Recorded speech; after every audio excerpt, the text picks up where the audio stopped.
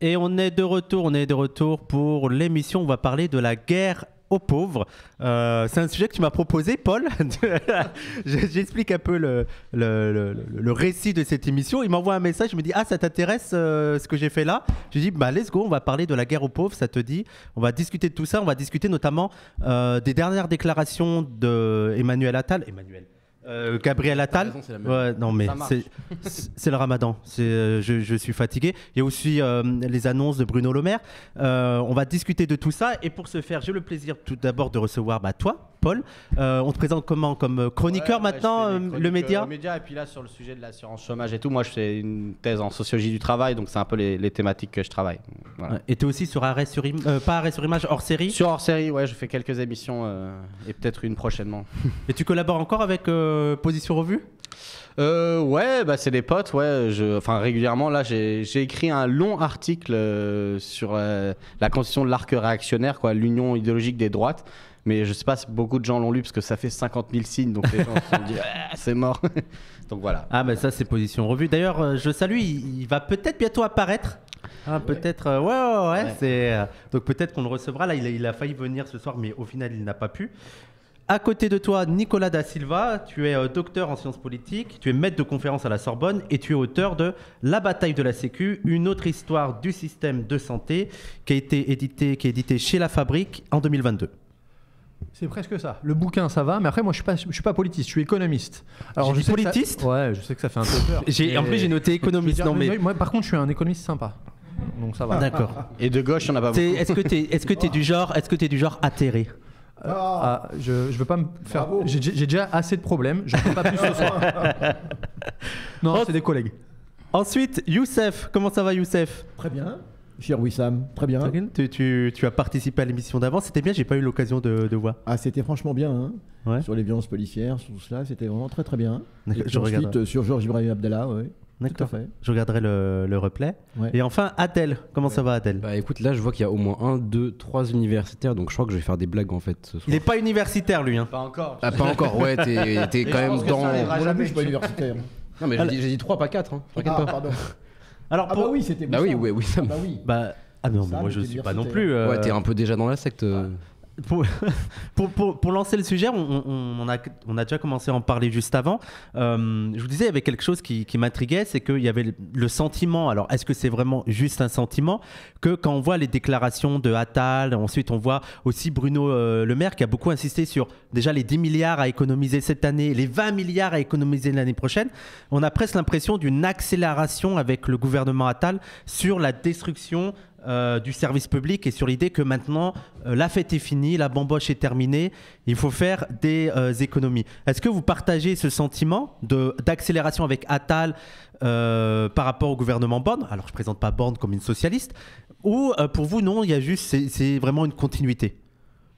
Bah, oui, effectivement. Je lisais dernièrement un article de Romaric Godin dans Mediapart et il disait les ministres de l'économie, ils créent de la dette, ils le mettent dans le placard et tout d'un coup, ils réouvrent le placard et ils se disent « Ah mince, il y a de la dette, il y a de la dette ». Et il y a un peu ce sentiment que, en tout cas, là, il y a un agenda très politique dans cette volonté de faire des économies. Et que, bon, on a connu des périodes où les budgets régulièrement, hein, il y avait des coupes, il y avait des arrangements, mais la Covid, un certain nombre de mouvements ont fait en sorte que l'agenda, on va dire, d'écrasement total des acquis sociaux avait été mis en pause. C'était le cas, par exemple, d'une partie de la réforme de l'assurance chômage, ça avait été le cas de la retraite, etc. Et là, clairement, on peut dire que, les déclarations combinées de Bruno Le Maire et d'Attal sont une déclaration de guerre sociale au salariat explicite. Et oui, là, je pense que ça accélère. En tout cas, ça dit on va aller encore plus loin dans les logiques qu'ils continuent, en fait, qu'ils ont déjà entamées. Nicolas? En fait, moi, ce que je dirais tout simplement, c'est que ce gouvernement, quand il est arrivé au pouvoir en 2017, son ambition, son objectif, c'était déjà de faire la guerre sociale. D'ailleurs, tu as cité Romaric Godin, il avait sorti un bouquin qui s'appelait comme ça, La guerre sociale en France, où il expliquait, lui, mais comme pas mal d'autres, hein, qu'en fin de compte, ce type de gouvernement, il y a d'autres économistes, par exemple, assez connus, Ama, Palombarini, qui disaient, bon voilà, en fait, ces types de gouvernements, désormais, leur seul jeu, c'est de réussir à faire des économies sur les pauvres, sur politique sociale et mettre le paquet pour les entreprises. Et donc effectivement, là, si on a une lecture tout bêtement de la lutte de classe, voilà, c'est des gouvernements qui sont assez honnêtement des gouvernements de lutte de classe. Par contre, oui, en fait, pas de chance, les gouvernements ont des intentions, mais en face, il y a des événements inattendus. Alors, soit les gens résistent, et en fait, il y a eu des résistances, soit il y a des choses qui étaient inattendues, comme la pandémie. Et en fait, la pandémie, elle a mis un coup d'arrêt à ces politiques. Tu as dit, il y avait des projets qui étaient sur le tapis, l'assurance chômage, les retraites. Il y avait eu une réforme des retraites avant la réforme des retraites qu'on a connue l'année dernière. Et en fait, ils ont été obligés de s'arrêter. Ils ont été obligés de s'arrêter. Pourquoi ? Parce qu'ils se sont bien rendus compte que la situation était telle que s'ils mettaient pas la main à la poche, la main au porte-monnaie pour tout simplement stabiliser la société, en fait, ça allait être le bordel. Parce que tout simplement, les gens n'allaient pas accepter la situation telle qu'elle se profilait avec une pandémie où les gens ne peuvent pas aller travailler, ils ne peuvent pas manger et il n'y a rien qui leur permet de vivre normalement. Et donc, ils étaient obligés de mettre des sous. Ils ont été obligés de mettre des sous en continuant les salaires par les politiques de chômage partiel, en mettant des sous dans l'hôpital, alors qu'avant, 2019, plus grand mouvement dans l'hôpital public, ils n'ont rien donné. Ou alors, des miettes. Quand est-ce qu'ils ont vraiment mis des sous après ça? Et maintenant, qu'est-ce qu'ils font? Ils resserrent la vis. D'ailleurs, ils l'utilisent comme prétexte au fait que maintenant, il faut serrer la ceinture. C'est qu'il y a eu le Covid et qu'il y a eu un argent énorme qui a été dépensé. Oui, c'est le principe de base en fait. C'est toujours on socialise les pertes et on privatise les profits. C'est vraiment la logique générale de la politique de la bourgeoisie. On va le dire très tranquillement comme ça. D'autant plus que en permanence en fait, il y a une question qui est dite, c'est que de l'argent, l'État en dépense, ça dépend pour qui. En fait, il faut comprendre encore une fois que le néolibéralisme, c'est pas l'absence d'État, c'est l'utilisation instrumentale de l'État pour organiser le marché, la dérégulation, la concurrence et l'avancée de la marchandisation des secteurs qui en sont protégés. Là, on parlait de l'hôpital, mais c'est la même chose de l'éducation. C'est généralement un certain nombre de secteurs et il faut se poser la question de pourquoi. Et ce qu'il faut comprendre, ce que l'on voit avec les faibles prévisions de croissance, etc., c'est qu'en fait, le régime de l'accumulation capitaliste, c'est il faut toujours accumuler plus, il faut toujours avoir un niveau d'argent qui est extorqué sur le travail supérieur. Sauf qu'on le voit bien, il y a des difficultés pour que ce soit le cas, notamment ici en Europe, et donc du coup, il faut trouver d'autres endroits où le faire. Et après la crise des années 70, il y avait eu des fronts ouverts avec la financiarisation dans les années 80 et la guerre, 89, la guerre d'Irak et un certain nombre d'expansions impérialistes pour relancer des activités économiques. Là, la question, c'est il faut pouvoir s'attaquer à quelque chose que le patronat a toujours voulu attaquer, c'est la sécurité sociale, c'est la manne financière immense que représente la somme des cotisations et la somme de l'argent plus ou moins socialisé, parce qu'il y a eu plein de réformes, qui est une manne financière dans laquelle il y a un pactole, en fait. Et puis c'est notre argent. Alors justement, de ce point de vue, ça c'est intéressant. Effectivement, le grand pilier, c'est abattre l'œuvre de Croizat, qu'on applique à Croizat, mais qui est vraiment la cible en permanence en France. D'ailleurs, c'est ce qui symbolise bien la France. La sécurité sociale, c'est la France. Je veux dire, au plan mondial, c'est le grand totem à abattre. Et on parle d'économie. Alors justement, c'est ce concept même d'économie qui revient à chaque fois, faire des économies. Mais est-ce qu'il s'agit vraiment d'économie? Parce qu'on pourrait voir les choses de façon différente. Il ne s'agit pas d'économie, parce que économie veut dire qu'effectivement, il y a des dépenses excessives. Déjà, même dans le mot économie, ça implique qu'il y aurait des dépenses indues, excessives, etc. Et c'est peut-être ce concept aussi qu'il faut remettre en question, non, au niveau de... Bien sûr, il y a tellement de choses à remettre en question sur le sujet de la sécurité sociale. L'une des choses sur lesquelles on pourrait revenir, l'originalité de la sécurité sociale en France, c'est même pas le fait qu'existe une politique sociale publique, c'est le fait qu'elle soit dirigée par les intéressés eux-mêmes. C'est-à-dire qu'à une époque lointaine, la sécurité sociale, c'était beaucoup plus démocratique que ça l'est maintenant. C'est-à-dire que les intéressés, les cotisants votaient et donc décidaient, alors pas de tout, mais décidaient en partie de ce qu'on faisait avec cette manne sociale, ce qui permettait, cette richesse, ce qui permettait, comme on a le pouvoir de décider ou d'essayer de décider, parce que l'État, le capital, n'a jamais laissé vous faire totalement, ce qui permettait de décider, de dire on a des sous, qu'est-ce qu'on en fait? Est-ce qu'on ouvre des hôpitaux? Est-ce qu'on ouvre des cliniques privées à but lucratif? Est-ce qu'on finance l'industrie pharmaceutique telle qu'elle existe? Est-ce qu'on essaie de monter un pôle public du médicament? Est-ce qu'on finance des choses qui génère des inégalités d'accès qui sont très coûteuses parce que voilà, elles s'appuient sur des formes capitalistes de production de soins, ou est-ce qu'on fait autrement? Donc ça, c'est le premier aspect, c'est l'aspect pouvoir. Après, il y a l'aspect de la quantité d'argent, les sous. Et en fait, ce qu'il faut dire, bien sûr, il faut être très critique de ce gouvernement, à mon avis, on a de quoi l'être. Mais ce qu'il faut dire, c'est que quand on regarde, ne serait-ce que juste sur l'aspect santé, en réalité, les dépenses de santé augmentent et les dépenses de santé financées par la sécurité sociale, financées par le public, augmentent. Et c'est ça qui est insupportable aux yeux du gouvernement. C'est-à-dire que malgré son acharnement à faire de l'austérité, et on pourra revenir sur ce que ça signifie concrètement de l'austérité, en réalité, les dépenses de santé, celle-là par exemple, les dépenses de santé augmentent et en fait, elles sont plus souvent financées par le public. Et donc là, on se dit, mais qu'est-ce qui se passe ? Et juste par rapport à ça, tu me corriges si je me trompe, mais il semble qu'au début, la sécurité sociale, comme tu le dis, le système était beaucoup plus performant, et au niveau des remboursements, par exemple. C'est ambivalent parce que la sécurité sociale, quand elle, la forme telle qu'on la connaît aujourd'hui en 45, c'est celle de 45, oui. Disons. Alors il y a des choses qui existent avant. La sécurité sociale est née en 45. Ce qui est original en 45, c'est le pouvoir, oui. Pas tant le niveau de financement, parce qu'en fait le niveau de financement par la sécurité sociale, il va grandir, parce que oui. Au début, en fait, il faut se dire que, je veux dire, la lutte des classes, c'est tout le temps. Il n'y a pas de période magique. Il n'y a pas de moment où tout le monde est d'accord pour faire un truc public et ça va bien se passer. Pas du tout. La sécurité sociale en 1945, il y a le principe d'un financement à 80% des dépenses de santé, mais il y a plein de gens qui sont contre. Notamment les médecins. Donc les médecins libéraux, pendant très longtemps, désolé, mais pendant très longtemps, les médecins libéraux, ils refusent de passer ce qu'on appelle des conventions, et donc les soins, ils ne sont pas remboursés à 80%. Oui, il y a encore des mutuelles, il y a encore plein de trucs. Oui. Et en fait, c'est que progressivement, la Sécu va s'étendre. Oui. Et donc ça, c'est vraiment un mouvement lent. Donc en fait, 45, c'est un moment très important d'un point de vue, pour comprendre la dynamique des institutions, le rôle du conflit, le rôle de la démocratie dans les institutions, enfin la capacité à contester l'État par d'autres formes de démocratie, la Sécu.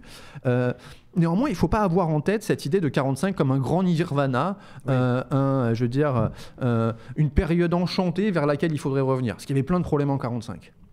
Notamment ces médecins libéraux, notamment le fait que en 45, c'est souvent plus facile d'ouvrir une clinique que d'ouvrir un hôpital.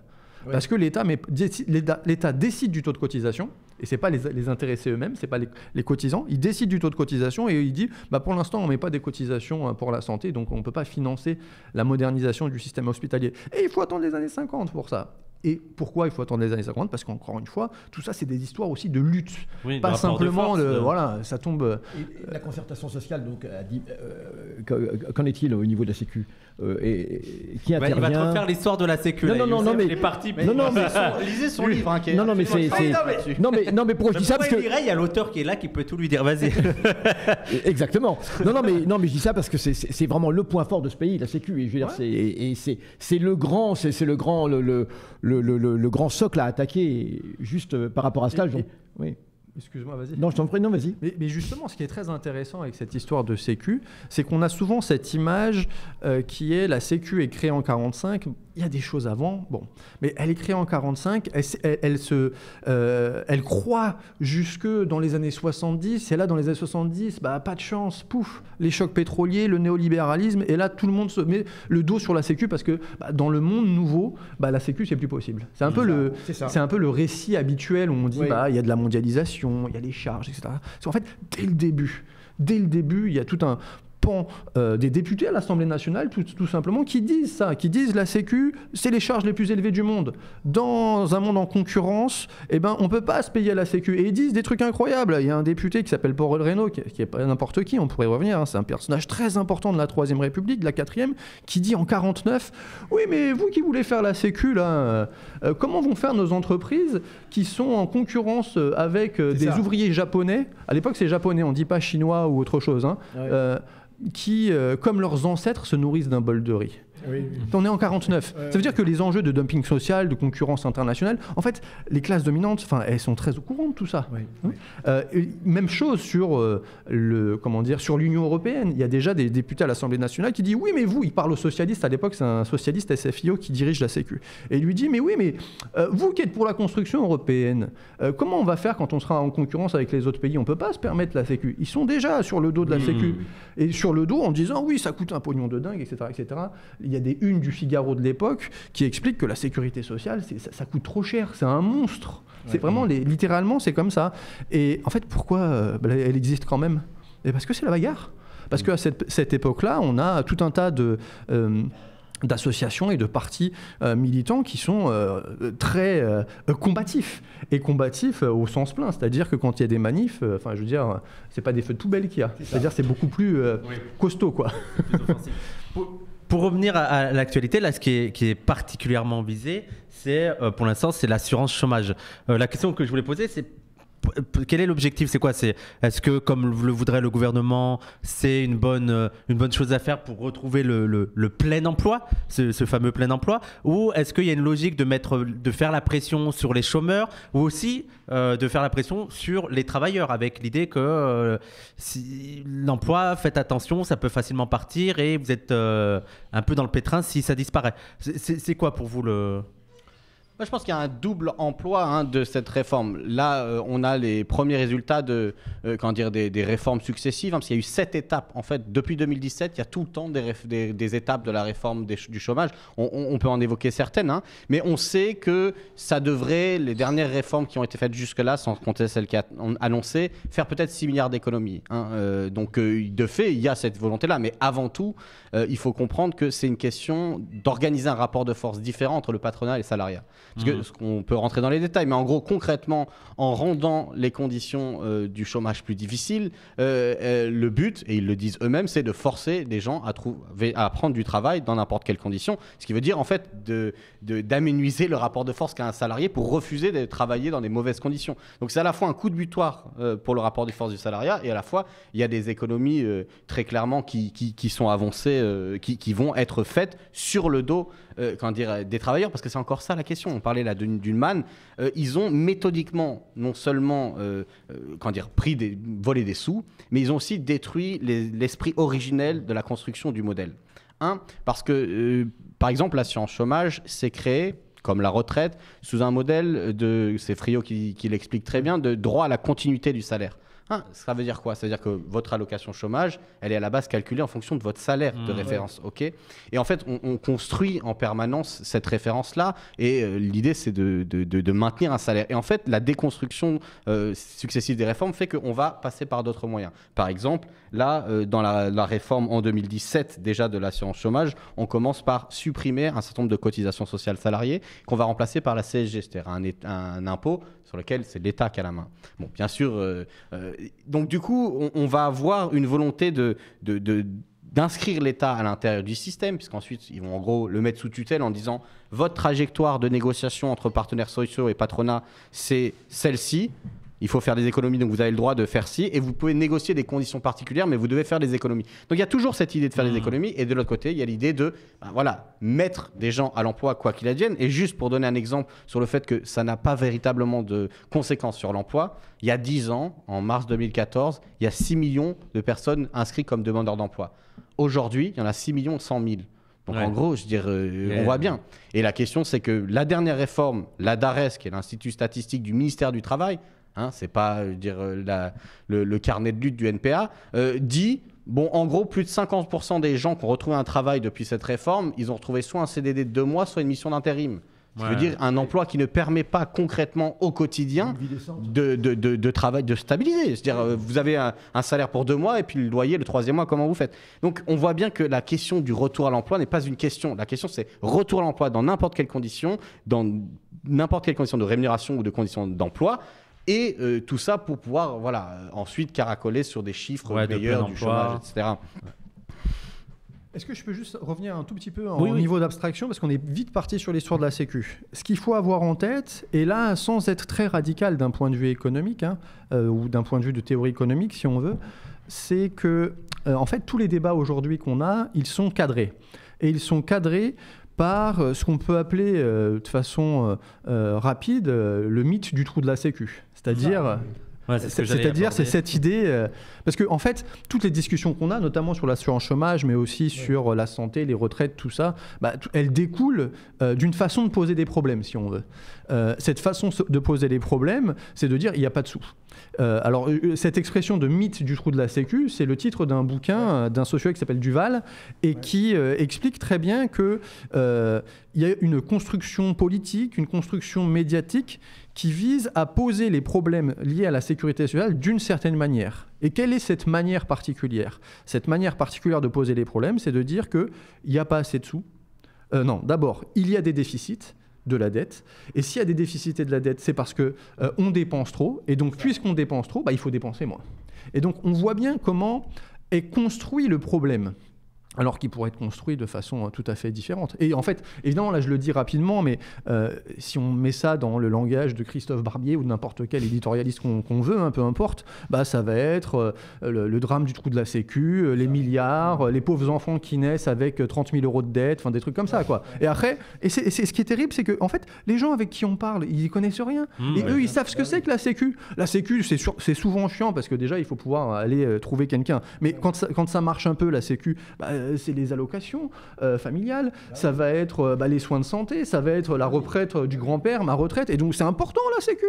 Et les gens, on leur dit, oui mais vous vous rendez compte, la Sécu elle va tellement mal, il faut la réformer, et pour la sauver, on est obligé de la réformer. Et la réformer, dans leur bouche, ça veut dire moins de droits. Ça c'est le cadrage. Mais est-ce que ce cadrage est pertinent ? Ça, en fait, il n'y a pas de raison qu'il soit pertinent. Parce que quand on regarde les chiffres de la sécurité sociale à un niveau très élevé, en fait, on peut voir que tout ça est très contestable. Il ne faut pas dramatiser les comptes de la sécurité sociale. Il ne faut pas ignorer le fait que certaines caisses sont déficitaires, mais il y en a d'autres qui sont excédentaires. Oui, c'est ça. Alors, d'autant plus qu'en fait, là, quand même, on a Bruno Le Maire. Le gars, il est au pouvoir depuis 2017. Oui. Il a augmenté la dette comme jamais. Et il vient, il nous dit, oui, mais il y a trop de dépenses publiques. Et il dit aux députés, alors on n'aime pas les députés, mais il leur dit aux députés, aux oppositions, il dit donnez-moi des idées parce que nous, on fait ce qu'on peut. Et en fait, il y a quand même du déficit. Il faut sortir de l'addiction à la dépense publique. Ils y sont depuis 2017. Et les dernières années, ils ont passé tous les budgets, que ce soit le budget de l'État ou de la Sécu, au 49.3. C'est-à-dire sans possibilité d'expression de l'Assemblée nationale. Et si on considère encore que l'Assemblée nationale, c'est l'expression normale pour la Sécu, alors qu'on pourrait considérer que la Sécu, c'est peut-être une institution autonome par rapport à l'État. Ils font ça, et après ils nous disent qu'il y a trop de dettes. Mais même comme ça, est-ce qu'il y a vraiment trop de dettes ? Et quand on prend les chiffres, vous lisez la loi de financement de la sécurité sociale, non pas votée, mais passée en 49.3 par Madame Elisabeth Borne cet hiver. Et en fait, c'était écrit, première page, les administrations de sécurité sociale sont excédentaires. Et là, on se dit, mais quoi ? Mais en fait, pourquoi ? Parce qu'en fait, ce qu'on appelle, excuse-moi, du coup, c'est ça le côté universitaire, je parle Oui, beaucoup, désolé. c'est toi le spécialiste. Mais il faut m'arrêter. Mais quand on parle de la sécurité sociale, on peut avoir en tête des choses différentes. Souvent, des gens, une façon d'utiliser une convention pour dire ce que c'est que la sécurité sociale, souvent, on pense sécurité sociale quand on pense aux soins de santé, quand on est remboursé par le médecin. Mais en fait, la sécurité sociale, c'est plein de caisses différentes. C'est la santé, les retraites, et plein de caisses différentes. En France, la comptabilité... Quand on discute du trou de la Sécu à la télé, la plupart du temps, on considère le régime général de sécurité sociale. Le régime général, c'est un régime parmi d'autres. Il y en a plein d'autres. Et quand on regarde tous les régimes de sécurité sociale, dans la comptabilité publique, ça s'appelle les administrations de sécurité sociale. Et à ce niveau-là de généralité, il y a des excédents. Et là, en plus, alors je ne sais pas si vous avez fait gaffe, mais il y a 3-4 jours est sortie une note de l'INSEE où tout le monde s'est alarmé, c'est incroyable, le déficit public est plus important que prévu. Il est à 5,5% au lieu d'une prévision un peu plus basse. Bon, on peut considérer que c'est très grave ou que c'est pas très grave. La dramatisation est excessive, mais peu importe. Sur le cas de la sécurité sociale, le même document, il dit quelques lignes plus bas, la sécurité sociale excédant 12,9 milliards. Où sont les déficits ? État, moins 155 milliards. Parce qu'il faut avoir en tête qu'en France, ce qu'on appelle le public, d'un point de vue comptable, mais à une époque aussi d'un point de vue politique, mais ça a été méthodiquement supprimé, il y avait une opposition entre différentes formes du public. Le public étatique, donc l'État, l'éducation nationale, la police, l'armée, pas que des trucs sympas. Hein. Les collectivités territoriales, ce qu'on appelle dans la comptabilité nationale les administrations publiques locales, et enfin la sécurité sociale. Pourquoi ces comptes sont séparés ? Ils sont séparés parce qu'en fait, c'est le produit d'une histoire. C'est le produit d'une histoire dans laquelle, en fait, il n'y avait pas un seul État surplombant qui décidait de tout seul. Il y avait une forme de compétition entre différentes formes du politique, notamment cette sécu dont on a parlé tout à l'heure. Et en fait, quand on regarde aujourd'hui, hein, donc l'État a tendance à reprendre le pouvoir budgétaire sur toutes les autres formes du politique, et ça se passe notamment aussi au niveau des collectivités locales, hein, c'est-à-dire on va supprimer les impôts locaux, ou en tout cas on va contraindre les impôts locaux, et du coup les maires, les départements, ils vont dire oui, mais du coup on contraint mes recettes et on m'oblige à dépenser d'une certaine manière mon argent, donc j'ai plus d'autonomie en tant que collectivité locale. Bah, c'est la même chose pour la Sécu. Et donc là on arrive avec la Sécu, on nous dit oui c'est scandaleux, c'est terrible, il y a des déficits énormes. Ben non, 12,9 milliards. Ouais. Et si tant est qu'il n'y a pas de déficit, en plus, il y a une organisation de son, de l'absence de rentrée financière dans une certaine mesure, dans le sens où l'URSSAF dit en 2022, le montant des exonérations de cotisations sociales, c'est 73,6 milliards d'euros. Okay, donc ça veut dire que c'est de l'argent qui est injecté en bloc dans les entreprises. Les rapports différents, même des économistes qu'on a mis en place, montrent que ça n'a pas d'efficacité réelle pour créer de l'emploi, hein, parce qu'on a des exonérations qui montent jusqu'à... C'est cet argent qui a injecté les entreprises, en fait. Voilà. Et je me souviens que le CICE qui avait été négocié par Macron et implémenté par François Hollande, donc même avant que Macron soit élu président, le CICE c'était 40 milliards d'euros. Donc l'État donnait 40 milliards d'euros aux entreprises et ne demandait aucune exigence en termes d'emploi, de recrutement derrière. C'est-à-dire vraiment, on balance l'argent par les fenêtres. Là, pour le coup, ça coûte vraiment un pognon de dingue.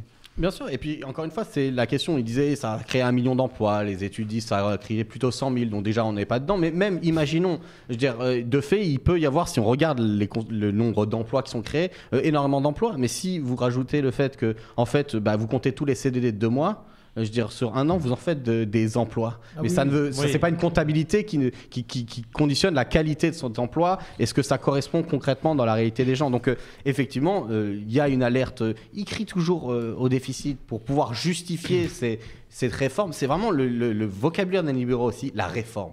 Oui. Hein, l'idée que de toute manière il faut aller de l'avant et comme le disait très bien Nicolas, et qu'en France on n'arrive pas à réformer. Oui voilà, vraiment, on n'arrive pas. Les syndicats, c'est tellement rigide comme structure, etc. Sociale, les politiques, on n'arrive pas à réformer. Oui, alors que les réformateurs en fait c'est des DRH avec des Kalachnikov. Il faut comprendre ce que ça veut dire. Hein. Je veux dire, c'est des gens qui sont là pour tout péter.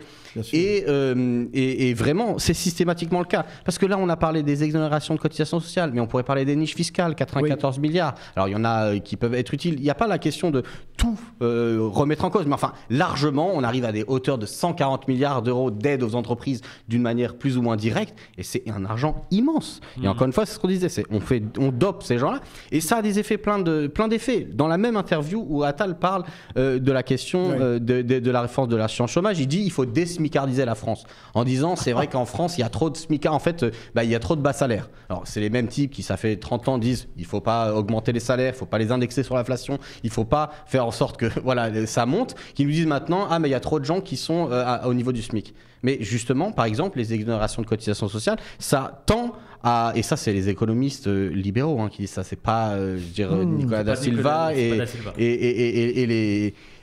la team économiste un peu de gauche quoi. C'est les gens qui disent qui disent en gros quand vous avez des exonérations de cotisations qui vont jusqu'à 1,6 SMIC, c'est-à-dire le niveau de salaire qui va 1,6 SMIC, qu'est-ce qui se passe ? Dès que les personnes vont augmenter les salariés ou les former pour que leur qualification augmente, l'augmentation devient très forte puisque du coup, tout d'un coup, ils vont devoir payer plus. Comme ils sont gavés de cet argent public, ils le font pas. Donc ils maintiennent des gens dans des bas salaires. Et ça, c'est vraiment l'effet de trappe à bas salaire. C'est vraiment un truc de... Enfin, corrige-moi si je me trompe, mais c'est un truc d'économistes néolibéraux quoi. C'est pas une vision c'est pas une vision marxiste. En fait, ce que je veux dire, c'est que c'est pas Karl Marx avec le Capital qui arrive qui dit les gars, c'est vraiment un truc basique quoi. Et ces effets-là, ils sont constamment construits par leur politique. De la même manière que on pourrait poser la question de est-ce qu'il faut faire des économies, mais il y a peut-être des endroits où on peut faire des économies. Moi, je suis pour supprimer le SNU, 2 ou 3 milliards d'euros par an. Pour mettre des gosses en casquette devant le drapeau français. D'où vient ce prétendu du déficit? D'abord, est-ce qu'on peut vraiment parler d'un déficit en tant que tel? Enfin, de façon objective, qu'est-ce que ça veut dire un déficit dans l'État impérialiste français d'aujourd'hui? Parce qu'on s'y perd, je veux dire, hein, il balance des chiffres. Et d'où viendrait-il? À mon avis, l'expression de façon objective est trompeuse. Désolé. Parce que de façon objective, ça veut dire qu'il y a une bonne façon de compter. Sauf qu'en fait, les comptes, la comptabilité, c'est des conventions statistiques. On décide qu'est-ce qu'on compte. Et en fonction de la manière dont on présente les comptes, eh bien, on peut montrer une réalité plutôt qu'une autre. Et cette réalité, elle peut être changée. Et ce que je dis là, encore une fois, c'est pas du tout du relativisme. Je veux dire, les travaux en sciences de gestion, en comptabilité, montrent que historiquement, les façons de compter, et même les façons de compter dans les entreprises, elles changent parce qu'on considère que ce qui vaut change. Pour le cas de la sécurité sociale, ce que j'ai essayé de faire, et tu m'as bien aidé, c'était de dire que, effectivement, quand on regarde un chiffre, le déficit du régime général, on peut se dire que c'est dramatique et qu'il faut vraiment faire quelque chose de façon très urgente. Mais quand on essaye de contextualiser en montrant qu'il y a d'autres façons de lire ces chiffres. Il ne s'agit pas de dire qu'il n'y a pas de déficit du régime général, bien entendu. Il y en a un. Mais il s'agit de dire que si on compte différemment, peut-être que la façon de poser les problèmes est différente. Notamment en disant, voilà, on a des politiques dont tout le monde dit qu'elles ne sont pas très efficaces. Là, tu l'as dit un petit peu, tu l'as dit rapidement, en fait, certaines des politiques du gouvernement qui sont menées depuis des années, c'est pas simplement des économistes critiques, des syndicalistes qui le disent, c'est des rapports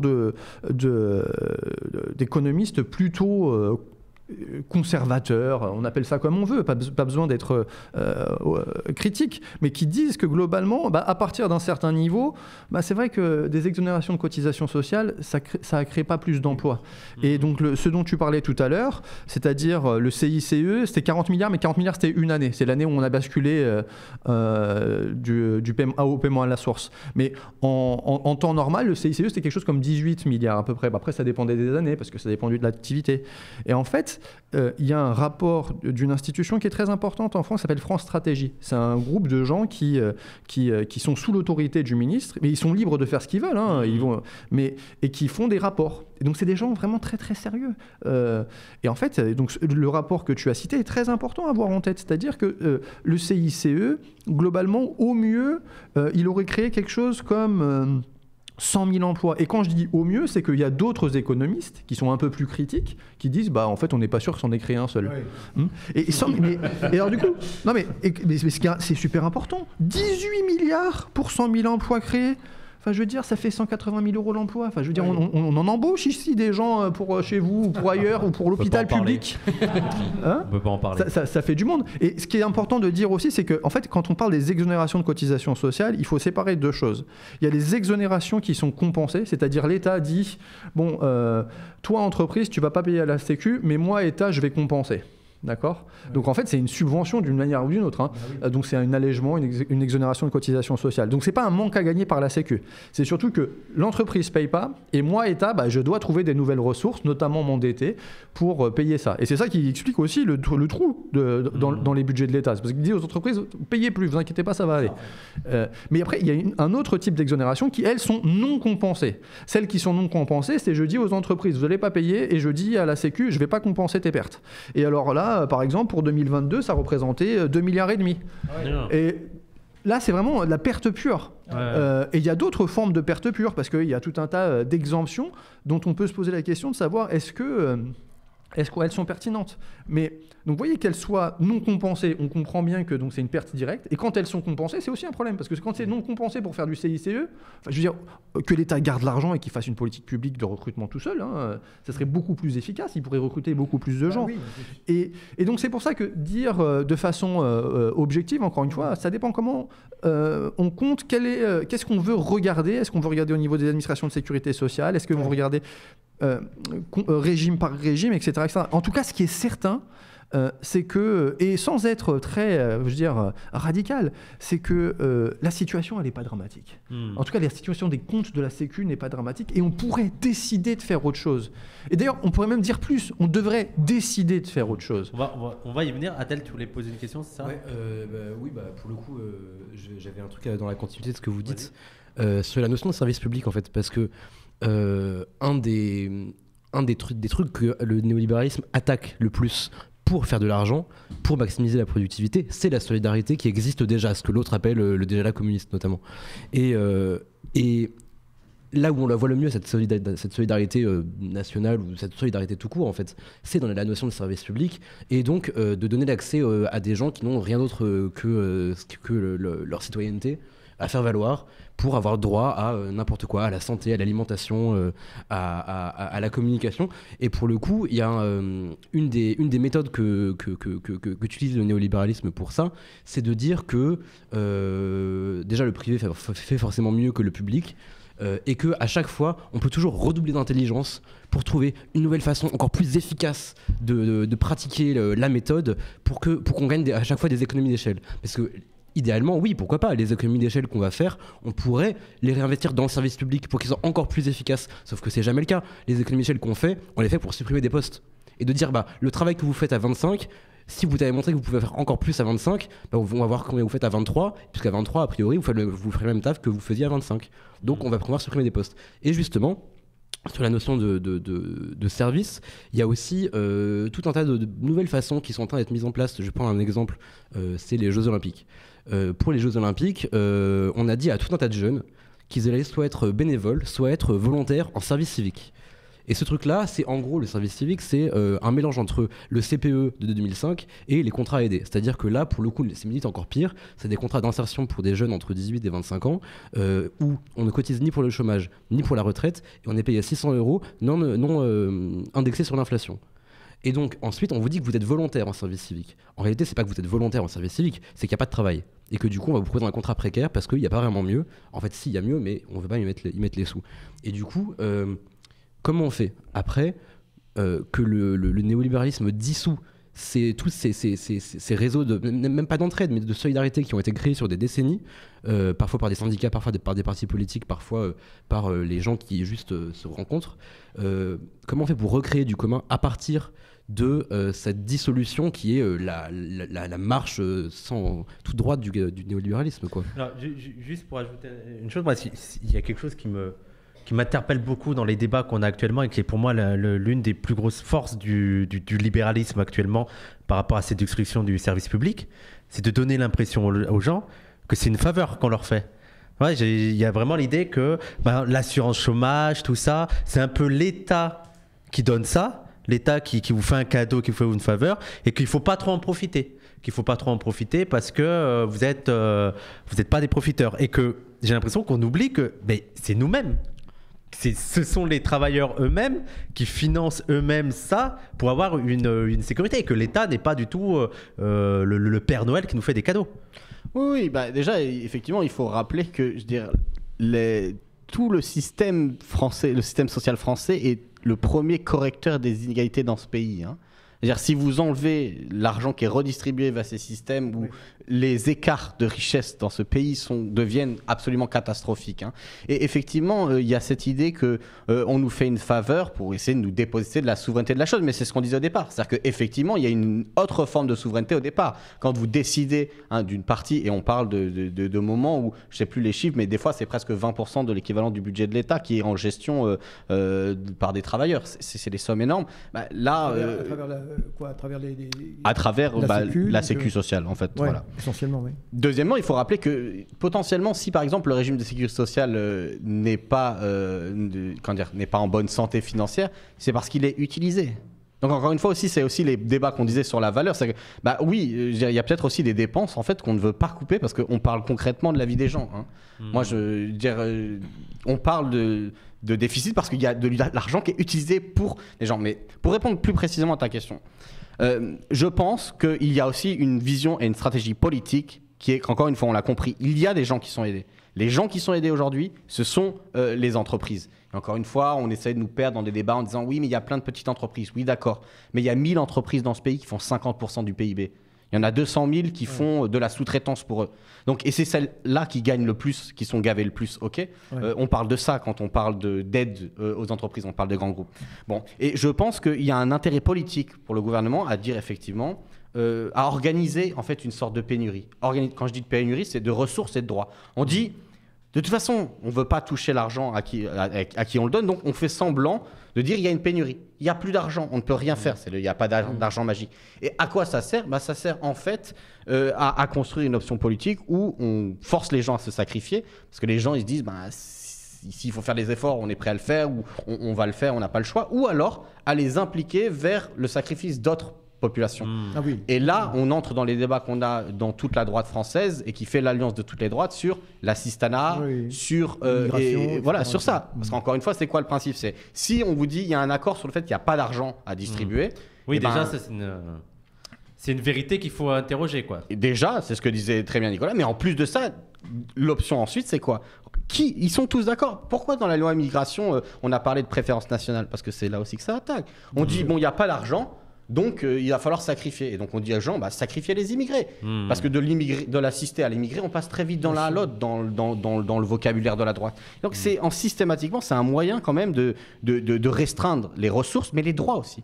Parce que la question de la souveraineté sur ça, c'est encore une fois une question de droit aussi, de droit à décider de ses représentants. Ça a existé pendant 20 ans l'élection, et ça a été supprimé.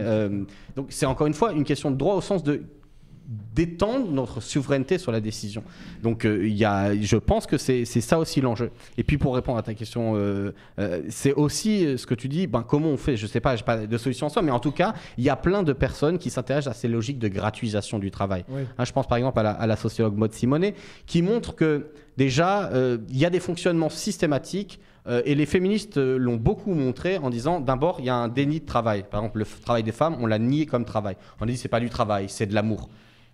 Et donc, du coup, on a pu exiger qu'il ne soit pas rémunéré. Et en fait, elle, Maud Simonet, elle a travaillé sur le bénévolat et sur plein d'autres formes. Elle dit, regardez, étendez cette logique que les féministes ont montrée et vous le verrez ailleurs. Le bénévolat, c'est quoi ? C'est pas du travail, c'est de l'engagement. C'est des valeurs citoyennes. Et puis, regardez ce qu'ils proposent sur le RSA. C'est, on vous paye le RSA, mais maintenant il va falloir travailler parce que voilà, vous devez quelque chose en retour. Alors que déjà payer le RSA, c'est une formulation interrogée. Oui, tu dis vous payez le RSA. Mais c'est ce qu'ils disent. Ils disent vous avez le RSA, soyez contents. Et puis maintenant il faut le conditionner. Et toujours l'idée de gratuisation, c'est ça. C'est l'idée qu'il y a un déni de travail et qu'il est remplacé par une forme de valeur, citoyenneté, bénévolat, etc. Et que du coup c'est normal que l'activité qu'on exerce ne soit pas rémunérée. Et ça, encore une fois, c'est pas une surprise. Pourquoi ? Parce que, encore une fois, le salariat, c'est quoi ? Enfin, le capitalisme fonctionne sur quoi ? Sur l'extorsion de travail non payé. Et c'est encore le cœur du système. Donc, bon, voilà, logique de pénurie organisée, parce que ça démoralise, ça nous empêche d'avoir des droits et de revendiquer des choses. Et puis, encore une fois, ça perd le sens des mots. Service public, qu'est-ce que ça veut dire ? Ça veut dire qu'on sort du marché où on contrôle. Parce que, voilà... certaines activités, et je remarque d'ailleurs que beaucoup d'activités du service public sont des activités de reproduction. Oui, pour le coup, justement, sur une des méthodes les plus anciennes aussi, vous savez comment on fait pour privatiser un service public, on le définance, comme ça il fonctionne plus, on dit vous voyez ça fonctionne plus, comme ça on va le privatiser et ça fonctionnera forcément mieux. Et un truc là-dessus, vous avez vu je pense ce truc-là qui a été pas mal... Macron a beaucoup communiqué à une époque là-dessus, c'était les maisons France Service. C'était cette idée qu'on va en fait centraliser dans des lieux tout un truc qui était du service public de ci et de là, on les met dans le même endroit, et comme ça va faire des économies d'échelle, parce que les agents administratifs, qui après tout ne sont que des agents administratifs, donc ils peuvent faire n'importe quoi. Voilà. Et eux, si on les centralise, on va pouvoir gagner du temps et on va être plus efficace. Et en l'occurrence, qu'est-ce qui se passe aujourd'hui dans les maisons France Service ? C'est un sujet que je connais un petit peu. Vous arrivez par exemple avec un dossier de retraite, et tous les dossiers de retraite sont compliqués, parce qu'en plus l'informatisation des démarches fait que, en plus les vieux, ils ont du mal avec l'informatique, donc ils galèrent, ils ont envie et besoin de parler à quelqu'un, donc ils vont parler à quelqu'un. Et en fait, les maisons France Service ne prennent votre dossier de retraite que s'il est complet. Alors c'est très bien s'il est complet. Mais quand on a énormément de gens pour qui c'est compliqué, des gens qui ont travaillé à l'étranger, c'est une question qui se pose en particulier pour les travailleurs immigrés, en plus pour qui les démarches en français, en langue française ne sont pas évidentes. Dans ces maisons France Service, on ne vous prend que si vous avez un dossier complet. Et donc si vous avez un dossier qui est un peu plus compliqué que ça, vous allez vous faire voir en fait. Et donc ça donne ça, les maisons France Service. Au lieu... toujours ces maisons France Service justement, ils essayent de les généraliser. Je sais que je connais celle de Belleville là, qui a ouvert il y a pas longtemps. Et en fait, les gens qui peuvent pas faire avancer leur dossier, ils sont obligés d'aller dans les assos qui font ce travail-là, qui sont pas forcément des assos qui ont vocation à faire ça, mais qui le font comme quand il y a quelqu'un dehors, on le prend avec nous, donc elles le font quoi. Parce qu'il y a du travail à faire. Parce qu'encore une fois, derrière, c'est la suppression de l'emploi, la dématérialisation. Effectivement, c'est la suppression. On disait aussi alors, est-ce que ça coûte moins cher des fois, externaliser, ça coûte plus cher. Mais par contre, dans les critères, encore une fois, de comptable, l'État il maintient un pourcentage d'emploi selon les objectifs budgétaires qu'on a fermés. Et c'est pas pour autant que ça coûte pas plus cher de faire des prestataires extérieurs. Mais cela dit, il y a des prestataires extérieurs qui en vivent du coup. Et là, c'est partout. À Pôle emploi, aujourd'hui, le contrôle et le flicage des chômeurs, il est fait de plus en plus par des prestataires privés. Ce qui est une folie en soi. Bref, mais je crois que Nico voulait dire... Je vais dire la même chose que ce que Paul a dit, ce que tu viens de dire, mais je vais le dire autrement. S'il s'agit de dire qu'il y a un attachement très fort au service public et que celui-ci est attaqué depuis des années, c'est vrai. Mais je pense que cet attachement au service public, on doit aussi, un peu modifier la formulation et dire qu'en fait, ces services publics, c'est de la production publique, au sens qui est le suivant, c'est-à-dire que souvent on considère que les services publics, justement, soit c'est une libéralité de l'État qui est bien gentil avec nous, soit c'est une conquête et cette conquête, elle nous permet de faire des choses qui sont utiles, mais qui sinon, elles sont pas rentables parce que le marché veut pas les faire. L'enjeu de défendre le service public en parlant aussi de production publique, c'est quoi? C'est vraiment de considérer que en fait, dans nos sociétés, produire des choses qui nous sont utiles, des tables, des micros, des émissions, des soins, produire des choses, en fait, on peut le faire de façon très différente. On peut le faire à travers le rapport social qui est le capital. Donc on le fait à travers le marché, mais on peut le faire aussi autrement. Et c'est par des décisions politiques, c'est par des décisions, des conflits politiques qu'on considère que telle forme de production est légitime et telle forme de production n'est pas légitime. Et en fait, c'est ceux qui disent ce qui est légitime qui vont ensuite dire ce qui est illégitime. Comme tu l'as très bien dit au sujet de tout le conflit sur le travail domestique, etc. etc. En fait, tous les services publics, c'est la même chose. Parce qu'en fait, tous les services publics, c'est des productions publiques qui ont parfois et souvent vocation à être remplacées par de la production privée. D'ailleurs, juste une petite parenthèse, souvent le service public, il peut être réalisé par du privé. Donc la défense du service public c'est bien, mais c'est pour ça qu'il faut bien aller jusqu'à production. Je donne un exemple, c'est le cas en santé. En santé, les hôpitaux privés à but lucratif, ils ont une mission de service public. Sauf qu'en fait, ils font du lucre sur la santé des gens. Et est-ce qu'on est d'accord avec ça? Parce qu'en plus, l'hôpital privé à but lucratif, il n'a pas les mêmes règles de fonctionnement que les autres. Donc sur cette question de formes de production qui sont alternatives. Et c'est là où on va aller au cœur du sujet, qui est de savoir, est-ce qu'on défend un peu plus de régulation, un peu plus de sous pour les pauvres, ou est-ce qu'on défend une autre société? Et dans cette autre société, on va mettre de côté les formes capitalistes de la production et on va mettre en avant d'autres formes de la production, plus démocratiques, plus solidaires. Et en fait, je veux dire... une façon, moi je sais pas comment on fait pour retourner le rapport de force, etc. Si je savais, on serait pas là. Mais en tout cas, ce qu'on peut dire, c'est qu'on peut dire avec beaucoup d'énergie, beaucoup de fierté, qu'en fait, souvent la production publique, elle est bien supérieure à la production privée, bien supérieure, et sur tout un tas de sujets. Encore une fois, dans mon cas, qui est le plus connu. Et puis il faut se saisir de ces trucs-là. On choisit celui qu'on aime bien. Moi, j'en ai trouvé quelques-uns pour moi. Et puis après, on y va. Et puis on essaye de faire en sorte de diffuser ces idées. Et ben moi, le cas, c'est la Sécu. Enfin, je veux dire, la Sécu, qu'est-ce que c'est? C'est une forme d'assurance, si on veut le dire comme ça. Parce qu'en fait, il y en a sous forme publique, c'est la Sécu, il y en a sous forme privée, c'est les complémentaires santé.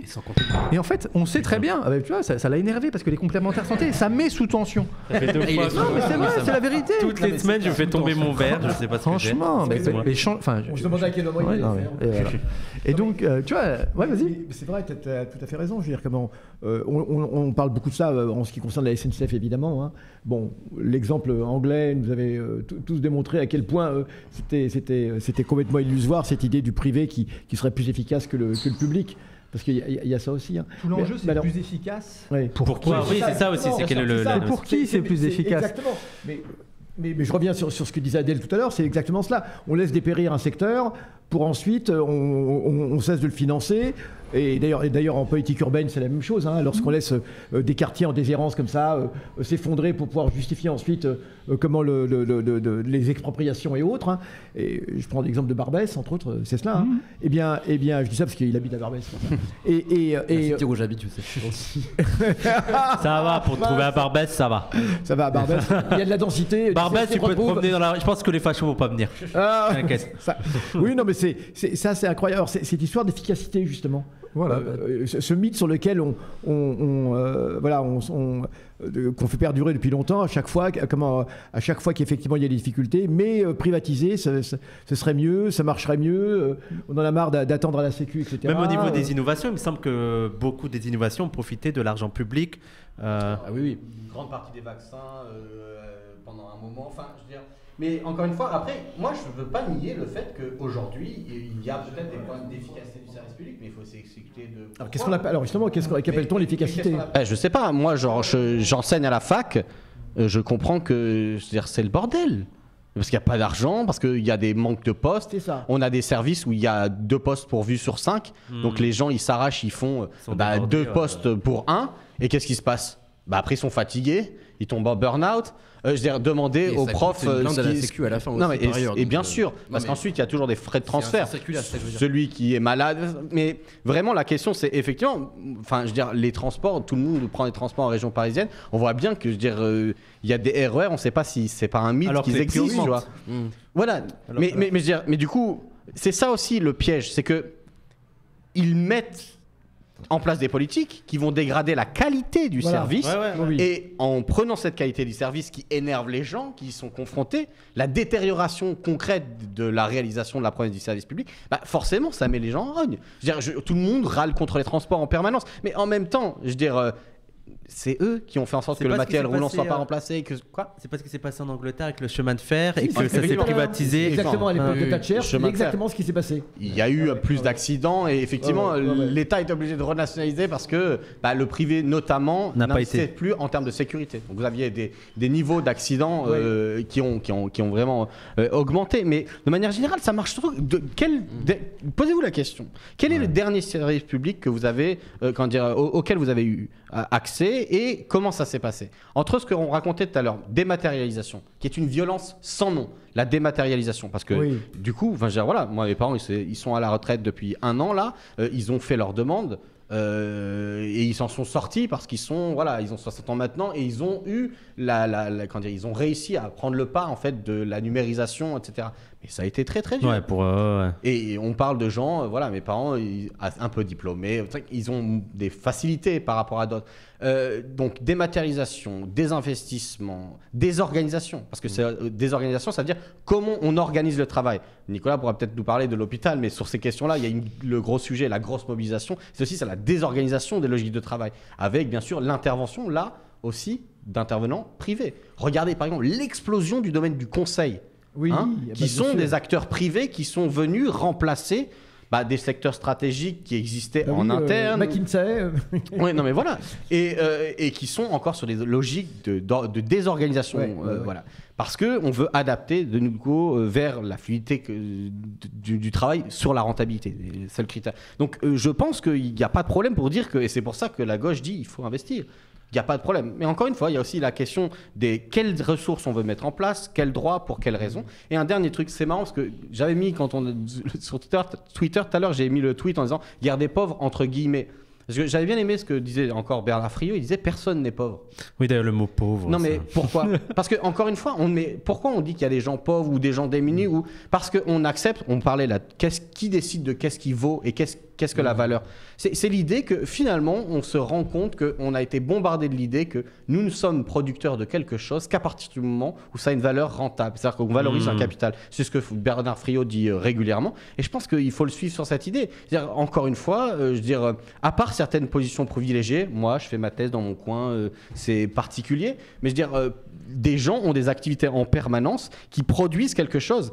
et on les désigne pas comme du travail. Et c'est sur ces batailles de quelle est la notion qu'il faut lutter. Je donne un exemple.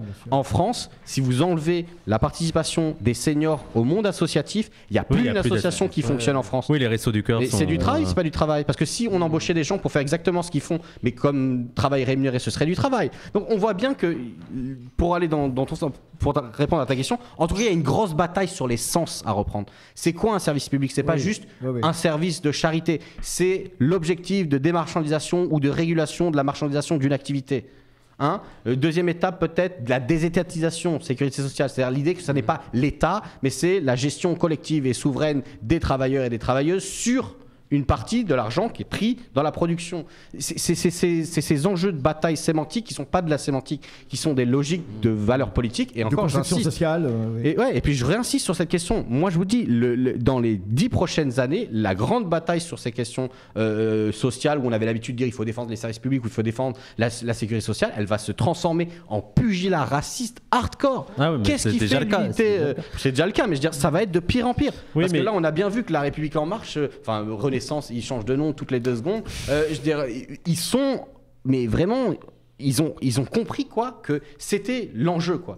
Et ça m'a fait penser vraiment, c'est un petit hommage pour la chaîne, mais vraiment, ça me fait penser à un passage que j'avais vu de Sadri Khiari dans La contre-révolution coloniale, où il disait, vous savez, il y a des gens qui sont populaires, qui sont racisés parce qu'ils sont dans un quartier, et il y a un moment, le Rassemblement national, c'est vraiment une proposition, c'est une fracture raciste, quoi. Il faut fracturer la fracture raciste, on va l'organiser, l'augmenter à l'intérieur des classes populaires pour faire en sorte que celui qui, en gros, est blanc, il ne sera pas le dernier. C'est ça que dit le Rassemblement national. La France dans dessous la France d'en bas, comme disait Ouria. Voilà.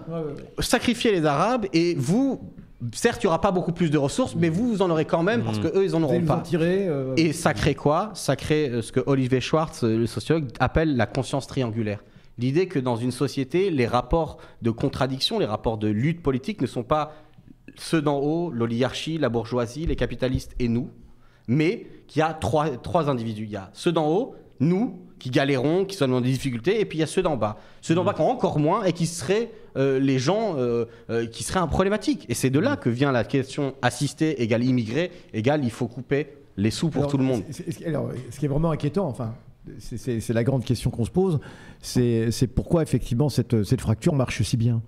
C'est qu'en fait, pourquoi effectivement au niveau de la solidarité de classe n'a jamais pu fonctionner vraiment avec un certain type d'immigration. Pas avec toutes les immigrations, parce qu'il y a des immigrations avec lesquelles ça a fonctionné. Celle de l'avant-seconde guerre, l'immigration européenne. Pourquoi effectivement il n'y a pas ce sentiment que tous ces travailleurs, quelle que soit leur origine, auraient davantage intérêt à lutter ensemble plutôt qu'à jouer sur des critères raciaux, tels, comme tu le dis, tels qu'on leur impose.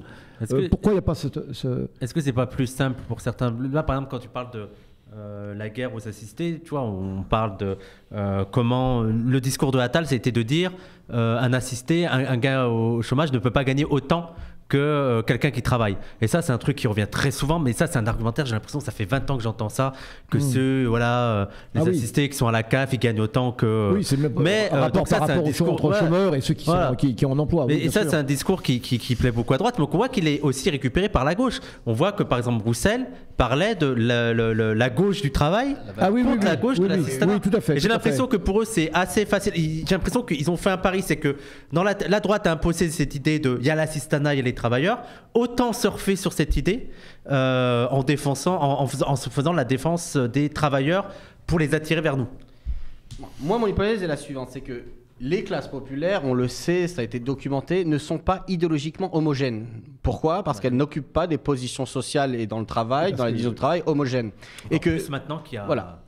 Encore plus maintenant, effectivement. On voit d'ailleurs que le niveau, on va dire, de sentiments xénophobes dans les milieux ouvriers augmente littéralement au moment où se détruit. C'est plus l'époque où il y avait des grandes usines et une solidarité qui pouvait se créer à une échelle beaucoup plus massive. Aujourd'hui, les gens, ils sont atomisés, ils sont puis le travail est en ici, ailleurs. C'est ça que je dis.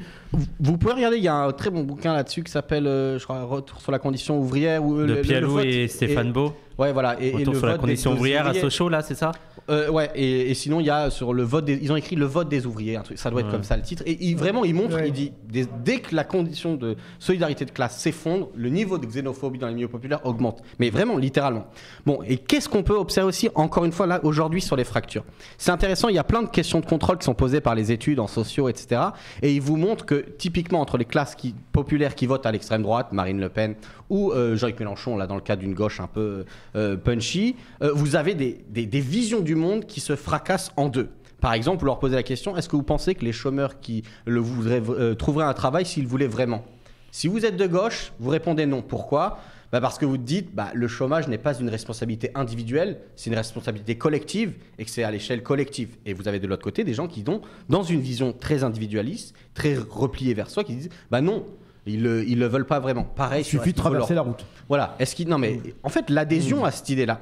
Et cette idée, elle est, à mon avis, reliée par Roussel ou Ruffin. C'est le papier que j'ai écrit dans Position, j'en parle un peu, sur l'idée de la méritocratie, en fait. C'est quoi? C'est l'idée de la valeur travail, c'est quoi? C'est l'idée de dire qu'il y a des classes populaires qui n'ont pas de stratégie d'intégration sociale via l'éducation, par exemple. Comme beaucoup de classes populaires, notamment racisées, ont investi en disant que tu vas bien travailler à l'école et puis tu vas trouver ton diplôme, tu vas prendre ta place. Au passage, c'est aussi pour ça, je pense, à mon avis, qu'une partie des classes racisées a adhéré au discours de Nicolas Sarkozy en 2007. L'idée de travailler plus pour gagner plus, ça parlait à beaucoup de gens. Ou le Macron de Mais ça, en 2007, plutôt Uber que dealer, tu vois. C'est ça, exactement. Ouais. Bien sûr, parce que aussi, c'est des territoires aussi, il peut y avoir une loi du marché très très violente qui s'applique.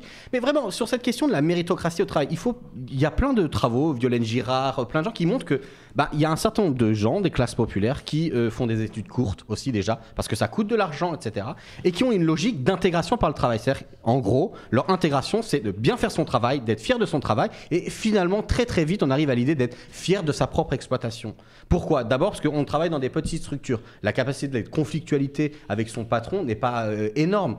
C'est un petit patron, il gagne peut-être un petit peu plus que nous, et c'est pas l'enjeu. Regardez les gilets jaunes, des gens qui se mobilisent pas sur les jours ouvrés, pas en faisant la grève, pas sur les lieux de travail. C'est intéressant comme fracture. Ils disaient que c'est la France qui travaille. C'était vraiment leur argument. Nous, c'est la France qui travaille. Et donc, du coup, on a vraiment cette idée que les gens qui agitent la valeur travail, c'est des gens qui agitent le mirage, de cette espèce d'idée qu'on réussit par son travail. Et en flattant cette espèce d'ego, au lieu de leur dire, non, en fait, il faut trouver des nouvelles conditions d'organisation de la lutte. C'est vrai, ça a déconcentré les organisations de production, les unités de production. C'est beaucoup plus compliqué. Mais en tout cas, il y a vraiment cette fracture. Et le problème, c'est que le Rassemblement national et l'extrême droite, le Front national avant lui, ça exploite cette fracture sociale via une fracture raciste, une promesse raciste. En fait, c'est pas une fracture, c'est une promesse raciste. Viens, sacrifie et t'auras. Et je pense que c'est pour ça que c'est dangereux, Ruffin et Roussel. C'est que c'est vraiment, on flatte le discours d'adhésion à cette méritocratie par le travail. Je m'intègre par mon travail bien réussi, parce que l'école a été un lieu de violence, un lieu où je ne m'y suis pas entendu, parce qu'ils ont réussi par l'école, mais moi, ces intellos-là, je ne veux pas leur parler. Tu vois, et puis, c'est des gens qui vont aussi avoir des rapports à la propriété différents. Les gens qui sont ouvriers, qui habitent dans des petits endroits pavillonnaires, quand ils entendent la gauche parler de taxation des propriétés de l'héritage, ils sont comme ça. D'accord, Violaine Girard montre que certains ont fui les quartiers populaires où l'habitat est largement collectif pour éviter d'être avec les Noirs et les Arabes. Il faut dire comme ça. Je veux dire. Donc ces fractures-là, elles existent dans le champ et elles sont ensuite instrumentalisées politiquement. Et c'est pour ça que ce qui fait l'alliance idéologique de toutes les droites, c'est que LR et Renaissance, ils sont sur l'optique. Il faut préserver les aides qu'on fait au grand patronat et ça les arrange de jouer ce coup de la pénurie, il faut sacrifier quelqu'un. Le Rassemblement national s'est tellement imposé sur le thème et on leur a tellement donné la parole que maintenant ils sont tous d'accord pour le faire et c'est ça qui va être le cadrage politique dans les prochaines années. D'où le fait que nous, la question reste ouverte, mais quelles sont les logiques de solidarisation et les modalités de la lutte qu'on réorganise pour recréer des conditions communes Et la réponse est, encore une fois, et je m'arrête là parce que je suis long, sur le manifeste, qui a cette très belle phrase. Ils disent, Marx et Engels, ils disent « Les communistes ne se distinguent des autres partis que sur deux conditions. Dans les luttes nationales entre prolétaires et bourgeois, ils mettent en avant et font valoir les intérêts du prolétariat indépendamment de tout critère de nationalité. » Voilà, c'est ça la question. L'internationalisme conséquent. Ça a été assez peu pratiqué. Oui, les gauches européennes, notamment la gauche française, bien sûr. La question, c'est pourquoi, à partir de quel moment cette gauche a cessé, parce que la gauche a intégré les migrations également. Enfin, les partis politiques de gauche étaient aussi un moyen d'intégration des migrants auparavant. C'était aussi par l'adhésion au Parti communiste ou à des organisations ouvrières que les migrants auparavant, Après, traditionnellement. on va dans un autre Oui, oui. grand débat sur la titre. Moi, j'aurais juste. Alors, je ne sais pas si vous avez la réponse, mais c'est quelque chose qui m'interroge sur les. Là, on voit la politique du gouvernement Macron, et ce qui m'étonne, c'est que c'est une politique dure, néolibérale, vraiment à l'ancienne, où il n'y a pas de. C'est intransigeant. Et est-ce que. Quand on regarde par exemple ce qui se passe aux États-Unis, où il y a aussi une situation de crise, j'ai l'impression que la solution, sans être révolutionnaire, est un peu plus différente, où on renoue avec parfois un peu des logiques un peu keynésiennes. Comment vous expliquez qu'en France, il n'y a pas du tout cette perspective-là et qu'on est bloqué dans cette solution de néolibéralisme à tout prix, rude, dur, et c'est comme ça? Est-ce que vous avez une... Mais, je voudrais quand même m'exprimer sur le sujet d'avant. Parce que Ah, j'ai rien vas-y. dit. Capturer la. Bah, attends, mais Non, parce que en pourquoi fait, j'avais peur que ce soit trop militant? Je me rends compte que je parle beaucoup, alors je ne prends pas spontanément la parole. Je n'ai pas des choses aussi réfléchies à dire que Paul, parce que ce n'est pas vraiment mes sujets de prédilection et je voudrais éviter de dire trop de bêtises. Néanmoins, ce qui me paraît, l'une des choses qui me paraît évidente, je veux dire, c'est l'ignorance, quoi. C'est-à-dire que quand même, sur tout un tas de sujets, si simplement on disait quels sont les faits, je veux dire, ça poserait moins de problèmes. Vous voyez, par exemple, sur cet enjeu qui revient régulièrement de l'aide médicale d'État.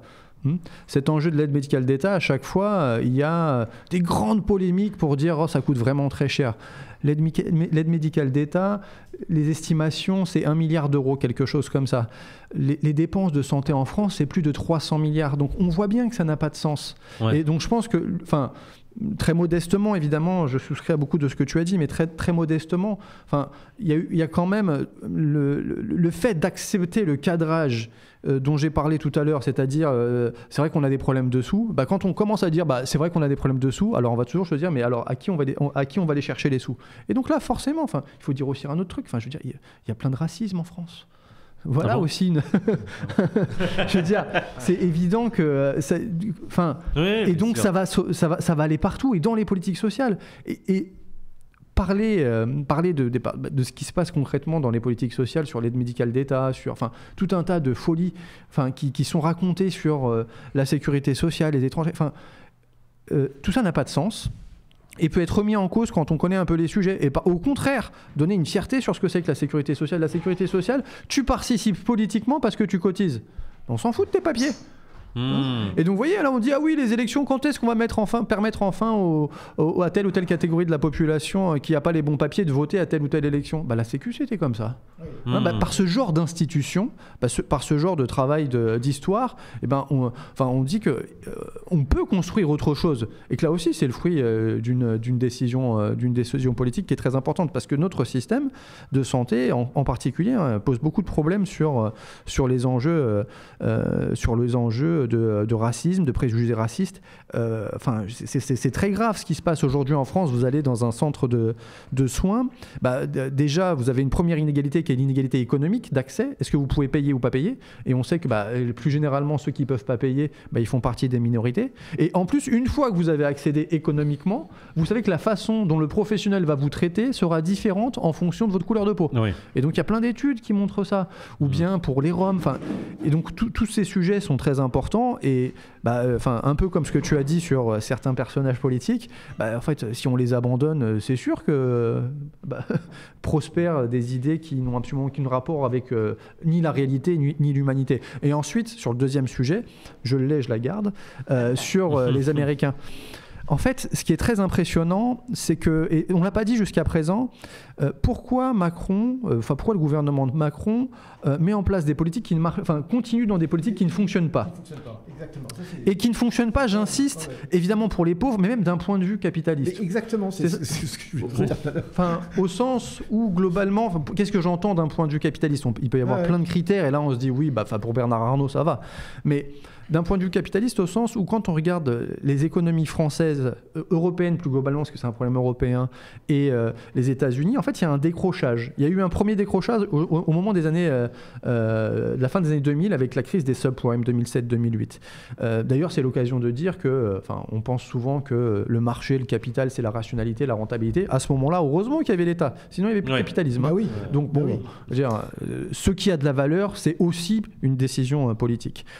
Donc, premier décrochage à ce moment-là. Et là, il y a un nouveau décrochage avec le début de la pandémie. Pourquoi ? Parce qu'en fait, ce qu'on observe, c'est que alors qu'en 2007, juste après la crise des subprimes, il y a eu cette idée en Europe de faire beaucoup d'austérité pour rembourser la dette. Là aussi, un truc complètement, c'est complètement idiot. C'est-à-dire, qu'est-ce qui s'est passé en 2007 ? Aux États-Unis, il y a cette crise des subprimes. C'est quoi ? C'est qu'en fait, il y a des gens qui sont tellement pauvres qui veulent accéder à l'immobilier, mais ils ne peuvent pas. Et en fait, en face, vous avez des intermédiaires banquiers, de l'immobilier, etc., qui, normalement, ne devraient pas leur faire crédit parce qu'ils ne pourront jamais rembourser. Ils leur font quand même crédit. Et pourquoi ils leur font crédit ? Parce qu'après, ils peuvent se débarrasser de leur crédit sur une autre banque qui va assumer le risque. Tout ça explose. Ça fait une crise mondiale. En France en particulier, qu'est-ce que ça fait ? Ça fait qu'entre 2007 et 2008, le trou de la Sécu double. Le déficit de la Sécu, le régime général, il double. Mais pourquoi ? Parce qu'il y a eu 2 fois plus de malades ? Non. Il y a eu 2 fois plus de vieux, une horde de vieux qui sont devenus retraités ? Non. Tout ça, non. Pourquoi ? Parce qu'en fait, les recettes, elles s'écroulent à cause des crises du capitalisme. Et à qui on a fait payer tout ça ?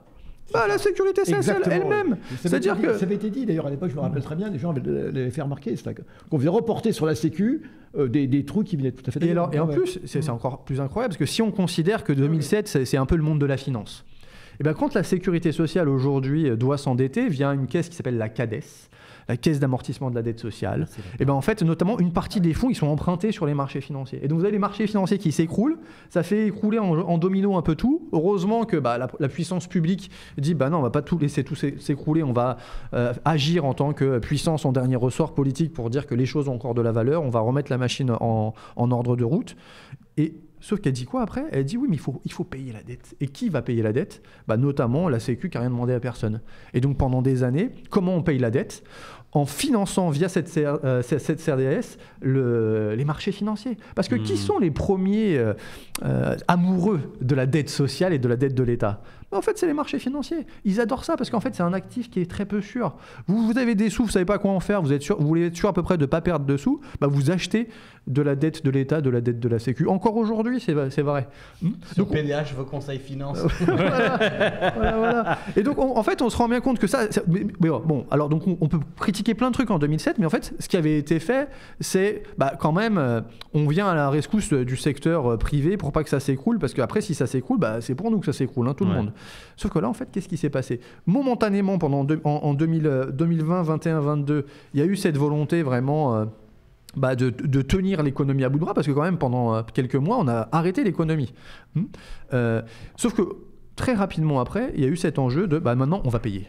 On a retransféré de la dette à la Sécu.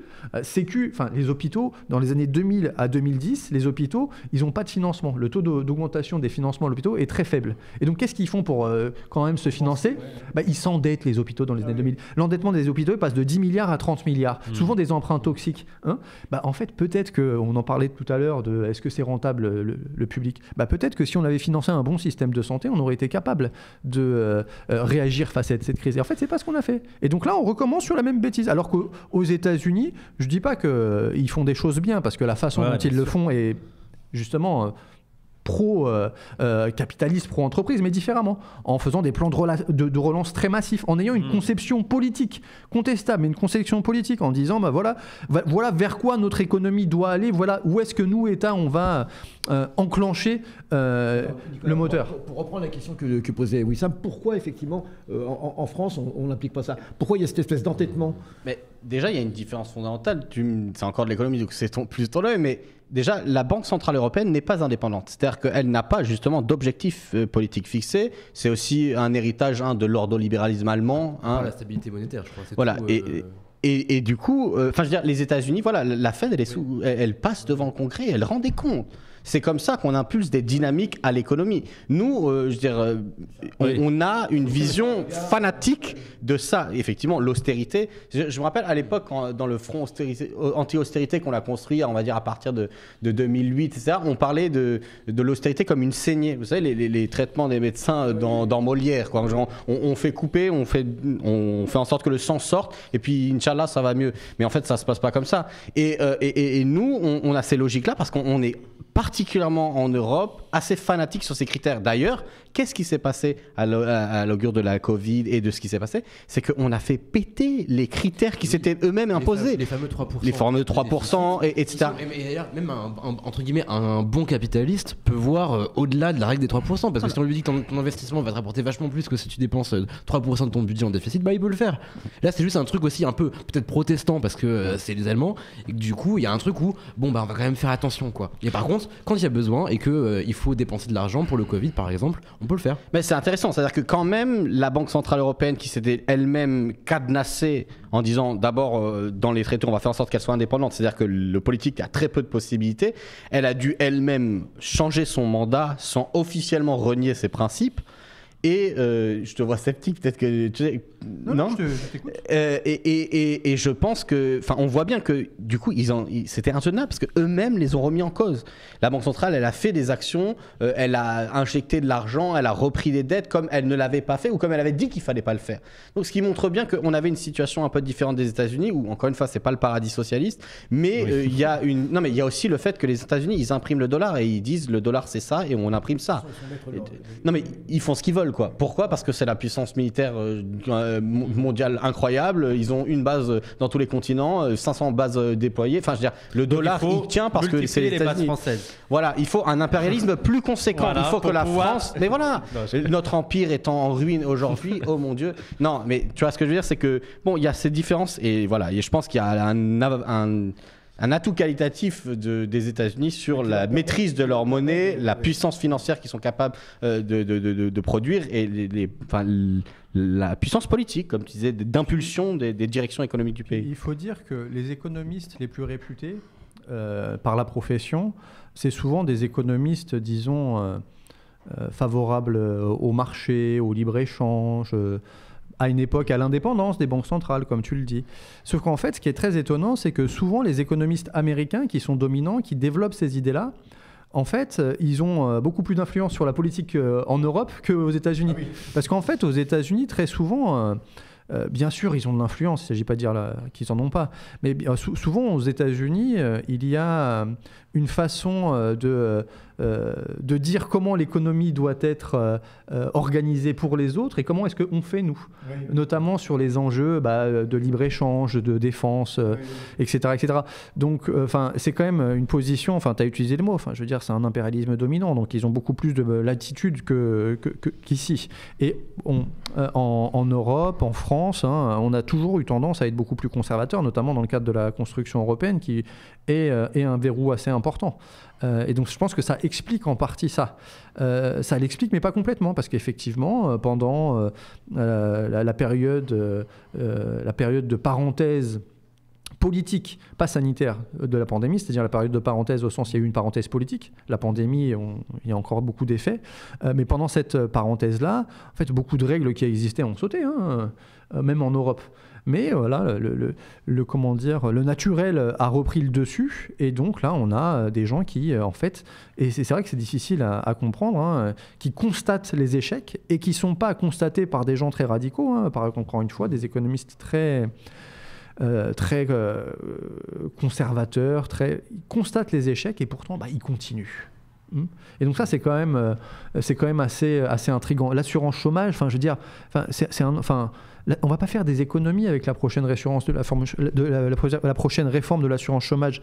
Déjà, les réformes précédentes, on n'est même pas sûr de connaître leurs effets. Quand on connaît les effets, ils sont pas très probants pour réinciter au retour à l'emploi. Et en plus, je veux dire, faire des économies. Les comptes de l'assurance chômage, ils sont déjà bénéficiaires. Je veux dire, En fait, on pourrait au contraire décider d'être plus généreux avec tout un tas d'emplois. Et c'est la même chose pour, par exemple, pour les dépenses de santé. Là, vous avez entendu dire, ils augmentent les franchises médicales. On sait que ça ne marche pas. Hein. Quand on augmente les franchises médicales, les gens, ils payent plus. Et comme ils payent plus, ils ont tendance à moins se soigner. Et s'ils se soignent moins, ils sont en moins bon état de santé. Et surtout, après, ils reviennent avec des trucs plus graves et très souvent, plus chers, en fait, à prendre en charge. C'est la même chose. Là, ils ont...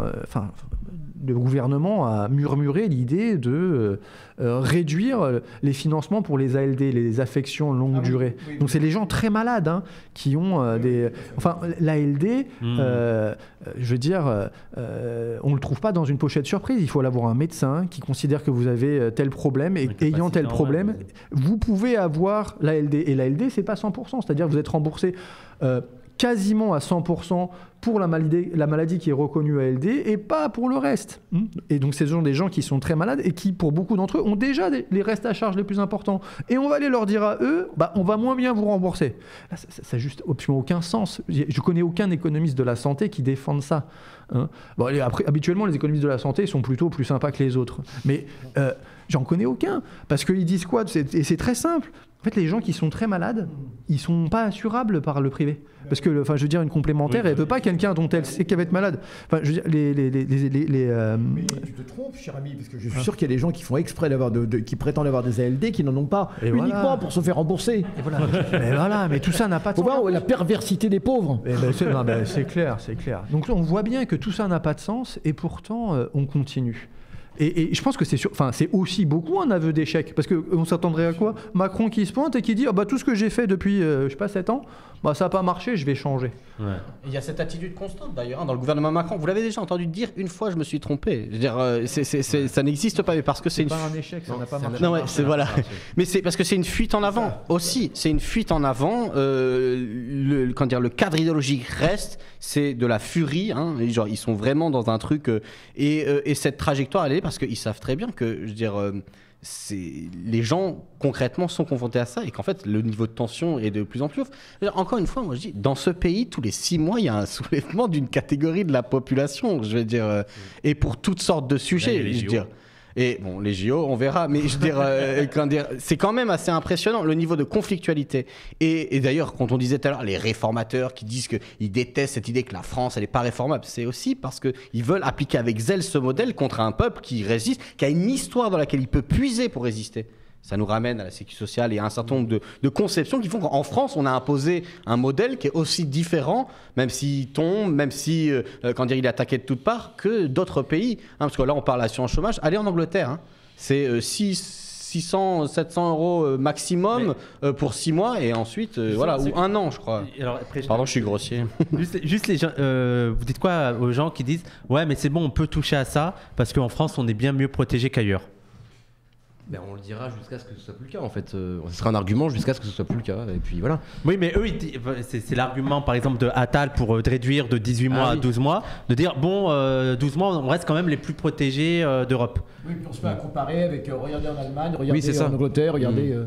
Mais d'ailleurs, je voulais justement rebondir là-dessus parce que tu as mentionné l'Angleterre tout à l'heure. Et bon, on sait qu'il y a eu la vague néolibérale, Thatcher, Reagan, etc. Et qu'en France notamment, et ça explique aussi peut-être pourquoi Macron, il y a une singularité peut-être macronienne là-dedans, c'est que Macron, il a fait des études d'administration à une époque où il y avait une façon d'enseigner les politiques publiques qui était héritée des années Thatcher justement, qui s'appelait la New Public Management, où on avait considéré que la façon de gérer les affaires privées était toujours beaucoup plus efficace que la façon de faire des politiques publiques entre guillemets à l'ancienne, et que donc lui, il a plus que ses prédécesseurs, sans doute, a vachement intégré cet état de fait, et que c'est pour ça que d'ailleurs il est parti travailler dans le privé en sortant de l'ENA, ou en tout cas après avoir été inspecteur des finances, il est parti à Rothschild, parce que de toute façon c'était là qu'on était le plus performant, le plus efficace, et donc là où il y avait aussi une culture du rapport de pouvoir, une culture du rapport d'autorité et de hiérarchie, où le chef, le N+1, il te donne un ordre, tu exécutes, point. Alors que peut-être que je vais pas dire que la droite c'était mieux avant, mais peut-être que en tout cas avant, quand tu avais été élu local, puis national, député, sénateur, etc. pendant 20, 30, 40 ans, au moins tu savais ce que c'était que la conflictualité sociale. Et que maintenant, on est face à un type qui, en plus, n'a pas la moindre idée que des gens qui ne sont pas d'accord avec lui. Et que donc, il a une seule. C'est ce qu'on dit, quand tout ce que tu rentres dans la main, c'est un marteau, le monde entier ressemble à un clou aussi. Et donc, il tape. Et il ne sait que taper. Non, en tout cas, je pense que clairement, on peut voir qu'il y a une transformation de la classe dirigeante. C'est-à-dire que, encore une fois, après les échecs successifs des politiques menées de la même manière par le Parti socialiste et la droite traditionnelle dite républicaine, feu la droite républicaine, on a bien vu que le macronisme s'est présenté comme une espèce de fusion hybride bâtarde dans le but de sauver. Il fallait sauver le soldat de la bourgeoisie, quoi. Enfin, il fallait sauver Willy. Et à ce moment-là, Macron, il arrive et en fait, ça veut dire quoi? Ça veut dire que dans le cadre d'une crise de la direction intellectuelle, morale de la société par la bourgeoisie, pour la citer à la Gramsci, la première solution est une réorganisation à l'intérieur de l'espace de la classe dirigeante. Et qu'est-ce qui se passe? C'est que Macron représente pour moi, je pense, un secteur, des fragments de la bourgeoisie qui sont différents.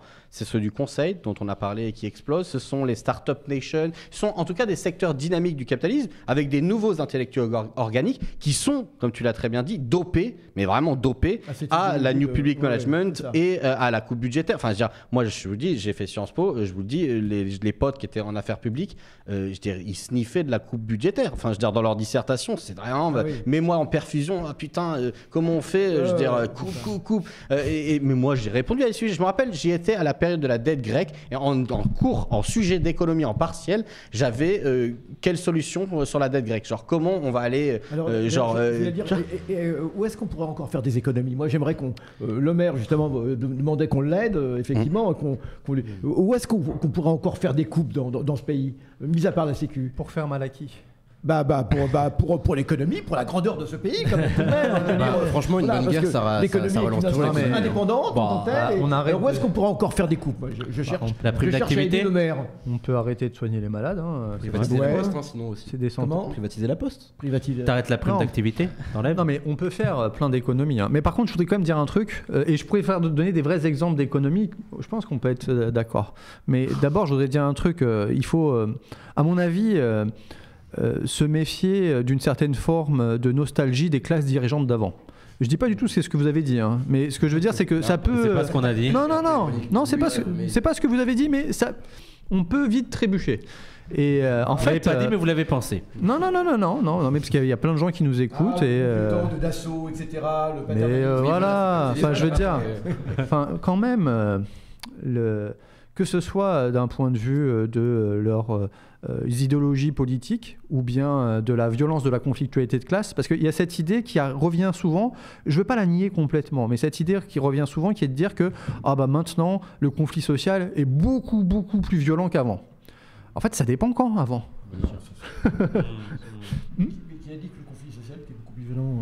C'est quelque chose qui revient beaucoup avec cette idée, un peu un folk théorème qui dit qu'au moins depuis les ordonnances travail El Khomri, dans la rue ça tape plus dur. C'est vrai que ça tape plus dur. Oui. Mais je pense que, et de toute façon avec Emmanuel Macron, bien entendu, on voit bien que ça tape ça tape plus dur. C'est vrai que c'était un tournant. Et qu'il y a moins de... mais je suis d'accord avec ça. Et il y a moins, beaucoup moins d'oreilles du pouvoir public à écouter une contestation sociale. Sauf que il faut pas aller jusqu'à cette idée qui serait que d'une certaine manière les politiques d'avant ils étaient quand même plus sympas, parce que je veux dire les politiques d'avant c'était des gens comme Pasqua, comme Chirac, dont on fait passer que c'est un vieux papy gentil. Pas du tout. Chirac c'est pas ça du tout. Chirac c'est 2004, c'est plein de trucs. Alors évidemment il est reconnu, et pour le coup à juste titre, pour avoir renoncé à la guerre d'Irak. Mais en fait, il a fait plein de trucs. Et si toutefois il est en opposition avec... exactement, c'est ce que j'allais dire. En opposition avec Le Pen... donc la date c'est 2002. Non, c'est 2002. Hein. Ouais, avec Le Pen, c'est 2002. Oui. Voilà. Eh bien, c'est aussi parce qu'en fait, il l'a préparé tout ça. Il n'y a pas que Jospin et de socialistes. Hein. Je veux dire, il y a des co-responsabilités. Et aussi d'un point de vue purement de conflictualité. Enfin... moi, je vous propose de regarder des photos, des bouquins sur mai 68. Regardez, c'est quoi l'état des rues après mai 68. Je veux dire, c'est deux autres formes de conflictualité. Mais vous avez des pavés. Il n'y avait pas les Batman en face. Il ne s'agit pas de regretter ça. Mais de comprendre que, évidemment, il y a beaucoup plus de conflictualité aujourd'hui, mais que, d'une part, avant, les politiques d'avant, même avant Macron, ils étaient très capables d'envoyer les CRS pour fracasser et tuer des gens, en fait, Ouais. Et en fait, ils le seront à l'avenir. Si toutefois vous avez bien été attentif, là, l'une des grosses dernières dépenses du gouvernement, ça a été des commandes de je ne sais plus quel outil de répression, de répression, également, de contrôle des populations. Là, oui, exactement, des grenades, vous avez vu là ces nouveaux, j'allais dire des chars, je ne sais pas comment on appelle ça, qu'ils envoient. Ouais, des petits, des blindés. Et donc, oui, d'accord. Alors qu'est-ce qui a changé ? Il y a un fait quand même qu'il y a une offensive. Alors, je veux dire sans précédent, faut jamais dire cela parce qu'il y a toujours eu des précédents. Beaucoup. Évidemment, on va pas remonter au début du siècle où carrément on tirait dans la masse des grévistes dans les mines du Nord. Mais ce que je veux dire, c'est qu'il y a quand même une offensive extraordinaire. Alors, est-ce que c'est parce qu'en face, il n'y a pas de répondant au niveau de... Ça servira aussi de conclusion par rapport à l'émission. La question que je voulais poser, c'est est-ce que vous trouvez que les forces de gauche, révolutionnaires, d'extrême gauche, que ce soit syndicales ou des partis politiques, répondent suffisamment à ces offensives ou que la réponse est un peu trop timorée ? Comment on n'arrive pas à se faire entendre ? Pourquoi effectivement les alternatives de gauche, il y en a quand même, la France insoumise malgré tout, pourquoi elle n'arrive pas à se faire entendre auprès du grand nombre ? Ça, c'est aussi une question qui se pose. Compliqué. Bon, moi je souscris à ce qu'a dit Nicolas. Je parlais juste du changement de la nature sociale de la bourgeoisie. C'est-à-dire, encore une fois, maintenant c'est la bourgeoisie HEC. C'est pas la bourgeoisie du clocher et du propriétaire terrien qui était la base sociale des Républicains. Et que dans cette transformation-là, on a la team des fanatiques. Quoi. Ouais. Je veux dire, c'est pour ça aussi qu'on a des ministres qui n'ont aucun sens. Je veux dire, excusez-moi, les gens qui ont les épaules solides, ils viennent de la droite ou du Parti socialiste, mais enfin sinon, je veux dire, c'est les gens qui ça serait plus utile qu'ils soient sur TikTok qu'au gouvernement. Et du coup, est-ce que la gauche n'y arrive pas ? Bon, il y a un grand débat qu'on a régulièrement et qui est posé par plein de gens, mais qui est l'idée que quand on est passé quand on a été sur la défensive pendant des années, qu'on a subi en partie des défaites, de fait, la bataille sur le sens, ce qu'on disait tout à l'heure, la capacité à désigner en positif ce que l'on souhaite et vers quelle direction le faire est difficile, d'autant plus que la réorganisation des relations de travail, des relations à l'intérieur de la société et de la production rend également difficile les constructions de solidarité. Par exemple, on voit bien qu'un certain nombre de mobilisations se font dans des espaces publics ou sous des formes, qui sortent des canaux de la médiation traditionnelle politique. J'ai parlé des Gilets jaunes tout à l'heure, mais le mouvement féministe est arrivé, ils ont dit à tous les partis, vous êtes tous nuls. On prend la parole et on voit bien que la crise politique fait que la médiation politique explose, que ça soit le mouvement féministe, que ça soit le mouvement climat qui a dit on accuse tout le monde, vous êtes tous responsables et on va se mobiliser ailleurs. Vous pouvez regarder quand même, on l'a bien vu, entre le paternalisme de SOS Racisme et de ces organisations à la con et la reconstruction d'une autonomie indigène, ou en tout cas de partis qui viennent porter ces trucs-là et qui ont dit maintenant on parle en notre nom et on n'a pas besoin. On voit bien que ces explosions-là, elles se font fait donc en dehors des canaux de la médiation traditionnelle. Donc en ce sens, je verrais plutôt un côté positif. La question, c'est leur réorganisation vers un but politique. Deuxièmement, sur les sujets qui nous ont beaucoup occupés, moi je l'ai dit, j'ai défendu régulièrement la France insoumise, c'est pas un secret, j'ai voté Jean-Luc 2012, 2017, 2022, j'ai même fait ses campagnes, donc j'ai pas de problème. Par exemple, moi j'étais au PC en 2012. Mais par contre, sur les questions de travail, qui sont les questions que je travaille dans ma thèse et qu'on a discuté là, je vois bien qu'il y a une empreinte, on va dire, de l'histoire socialiste d'un certain nombre de dirigeants. Les questions, par exemple, de financement sur impôts ou cotisations sociales, ça peut apparaître comme des débats techniques, mais ça n'est pas des débats techniques, c'est des débats de sens aussi. Sur quel sens on veut donner à la sécurité sociale. Moi, je suis pour le programme communiste de la sécurité sociale. La cotisation, le droit de vote des personnes pour les élire et la gestion collective en dehors de l'État. Pas une redistribution qui se fait par des impôts, Sur celle-là, sur ces débats-là, il y a un peu de faiblesse, je trouve, sur la question du travail, puisque à gauche, sur le travail, on est soit dans une optique défensive, il faut défendre ci, il faut défendre ça, soit on reprend ces idées-là, et enfin, je pense que ça aussi, c'est que je pense pas qu'on n'ait pas écouté, je pense que la gauche est écoutée sur la question quantitative. Quand on dit 32 heures, 6e semaine de congé payé ou des trucs comme ça, quantitativement, quand je dis quantitatif, les gens s'identifient, ils sont plutôt d'accord. mais sur la question qualitative. C'est-à-dire, quelle est la nature du travail? Quelle souveraineté on a C'est dessus? peut-être plus abstrait pour les gens. Exactement. Quand tu dis 36 heures, ils voient directement. Exactement. Mais par contre, quand on dit, c'est quoi le passage forcé du salariat à l'auto-entreprise? Les capitalistes ont une vision qualitative. Ils ont dit, vous en avez marre du salariat qui vous fatigue avec un chef, un patron qui vous fait chier. Soyez vos propres maîtres, soyez votre propre capital, soyez vous-même. Soyez Uber Eats. Voilà, mais il faut nous prendre au sérieux l'idée qu'il y a une volonté d'autonomie de la part de plein de gens au travail. Bien sûr que ça fait chier de travailler faut ressortir cela, effectivement. dans un bureau de 9h à 17h avec un petit chef avion qui a un Mais con. comment on pourrait le traduire politiquement aussi? Ah bah c'est ça. Ah bah oui, non mais. Et pour moi, la question, c'est en tout cas la question. Donne-nous une la solution, réflexion- s'il te plaît. Une réflexion profonde, mais vous pouvez encore une fois regarder mon article dans Position sur le statut du travail, la question du statut. Regardez comment les batailles se font rarement sur les questions quantitatives. On n'a pas vu la droite dire, ça va arriver, vous inquiétez pas, mais on les a rarement vus dire on supprime des rechefs les 35 heures ou supprimer une semaine de congés payés. Je les attends de voir. Bon, ils nous ont supprimé un jour férié Sur ici, les un truc enseignants, comme ils ça. avaient commencé à avancer des Voilà. choses. Mais c'est Ouais, mais beaucoup ils ont 3 plus mois. simple. Donc la question du statut du travail, la question du statut. Quel statut pour les indépendants? Mais les indépendants, ok, quel statut on protège? Comment on les intègre à la sécurité sociale réellement et pas avec des revenus un peu chelous et assez minimum? Qu'est-ce qu'on fait contre ce départ du salariat qui replonge leur relation de travail dans le droit commercial, c'est-à-dire ce qu'il existait au 19e siècle? Quel est le statut que l'on étend aux travailleurs qui ont été attaqués dans les grandes entreprises qui ont été publiques, hein, le statut de l'EDF, GDF, le statut des fonctionnaires, le statut des électriciens gaziers, etc. Il y a des points d'appui. Bon, ça, c'est la bataille frio, mais je pense vraiment que la question du statut, si on rajoute l'auto-entreprise, si on rajoute tous ces challenges-là sur le travail gratuit, sur la multiplication de statuts comme service civique, bénévole, etc., il y a une vraie question. On réfléchit à cela, et sur ça, il faut faire un truc. À la Boétie, oui, il y a des réflexions, notamment en cours. Pourquoi tu y es? Oui. Ah bon? Voilà, comme une garde attention. Non, mais. Mais oui, non, dans le cadre de mon travail de thèse, oui, je participe, mais comme beaucoup de gens le font, de consultations. Ils prennent. Il est comment dans la vraie vie, Jean-Luc? Je te le dis après, Habib. Nicolas?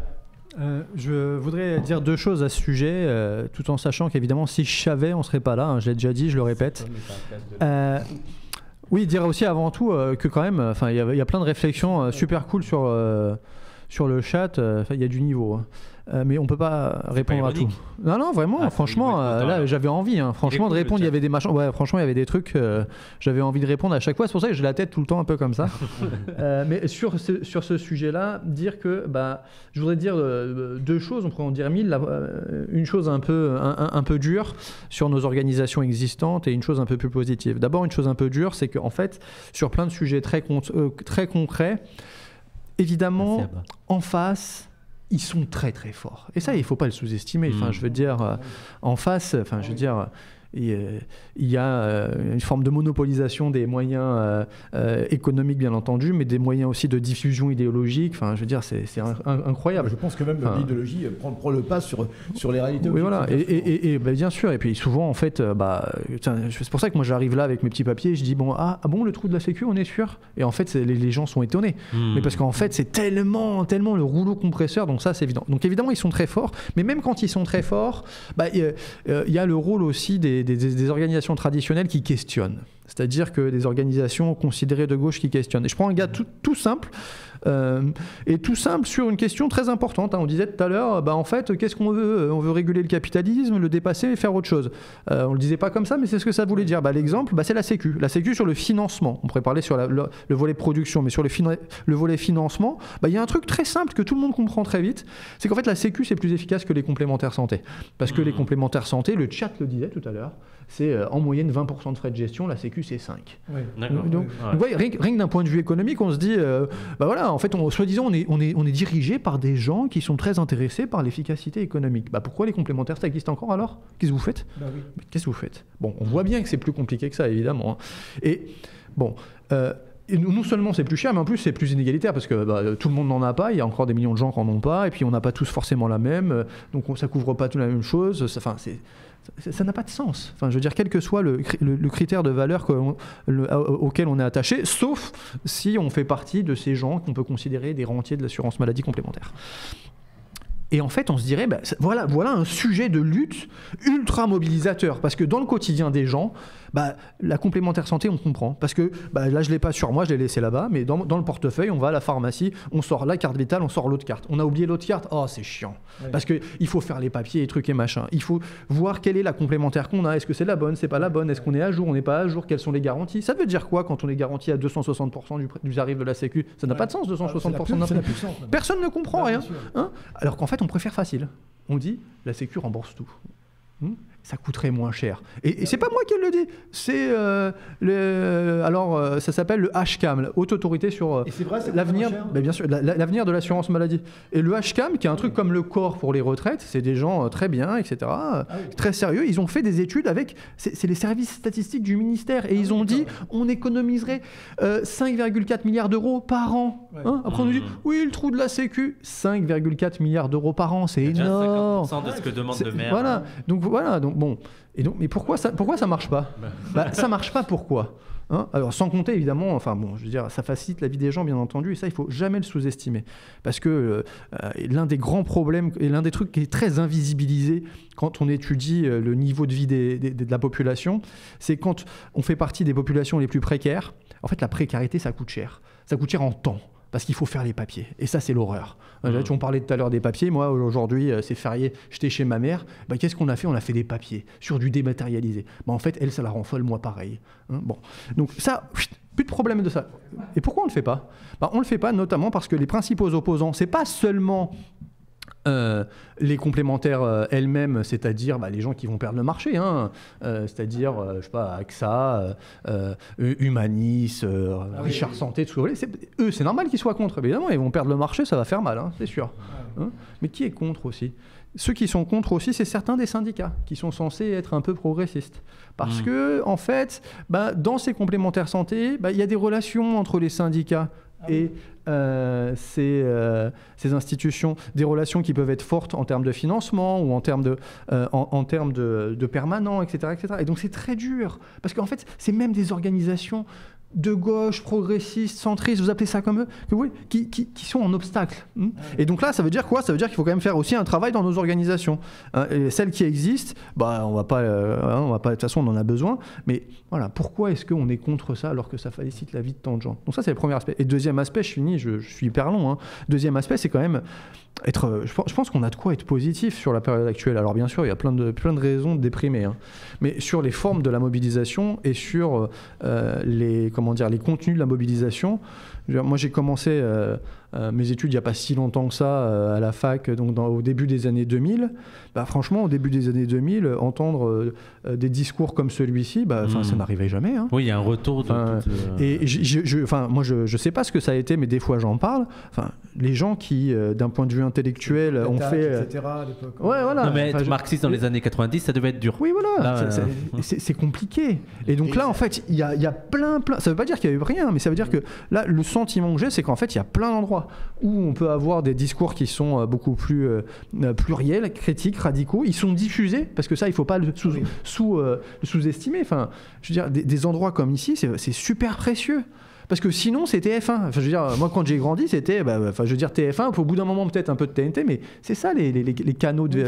Oui, donc ça, c'est vraiment super important. Et sur les formats de la lutte, tu as parlé des Gilets jaunes à plusieurs reprises. Qu'est-ce que c'est que ces gens, bien, pas bien, c'est des gens qui considèrent que les formats de lutte traditionnels, ça ne va pas. Et ce qu'ils ont fait que j'ai trouvé incroyable, c'est bien sûr l'occupation des ronds-points, mais aussi sur les formes de mots d'ordre. Ils voulaient le RIC. Alors on est d'accord, on n'est pas d'accord avec le RIC, un référendum d'initiative citoyenne. Mais ça veut dire quoi? Ça veut dire qu'en fait le pouvoir, c'est pas le pouvoir de l'État, c'est nous le pouvoir, c'est pas du tout des gens très...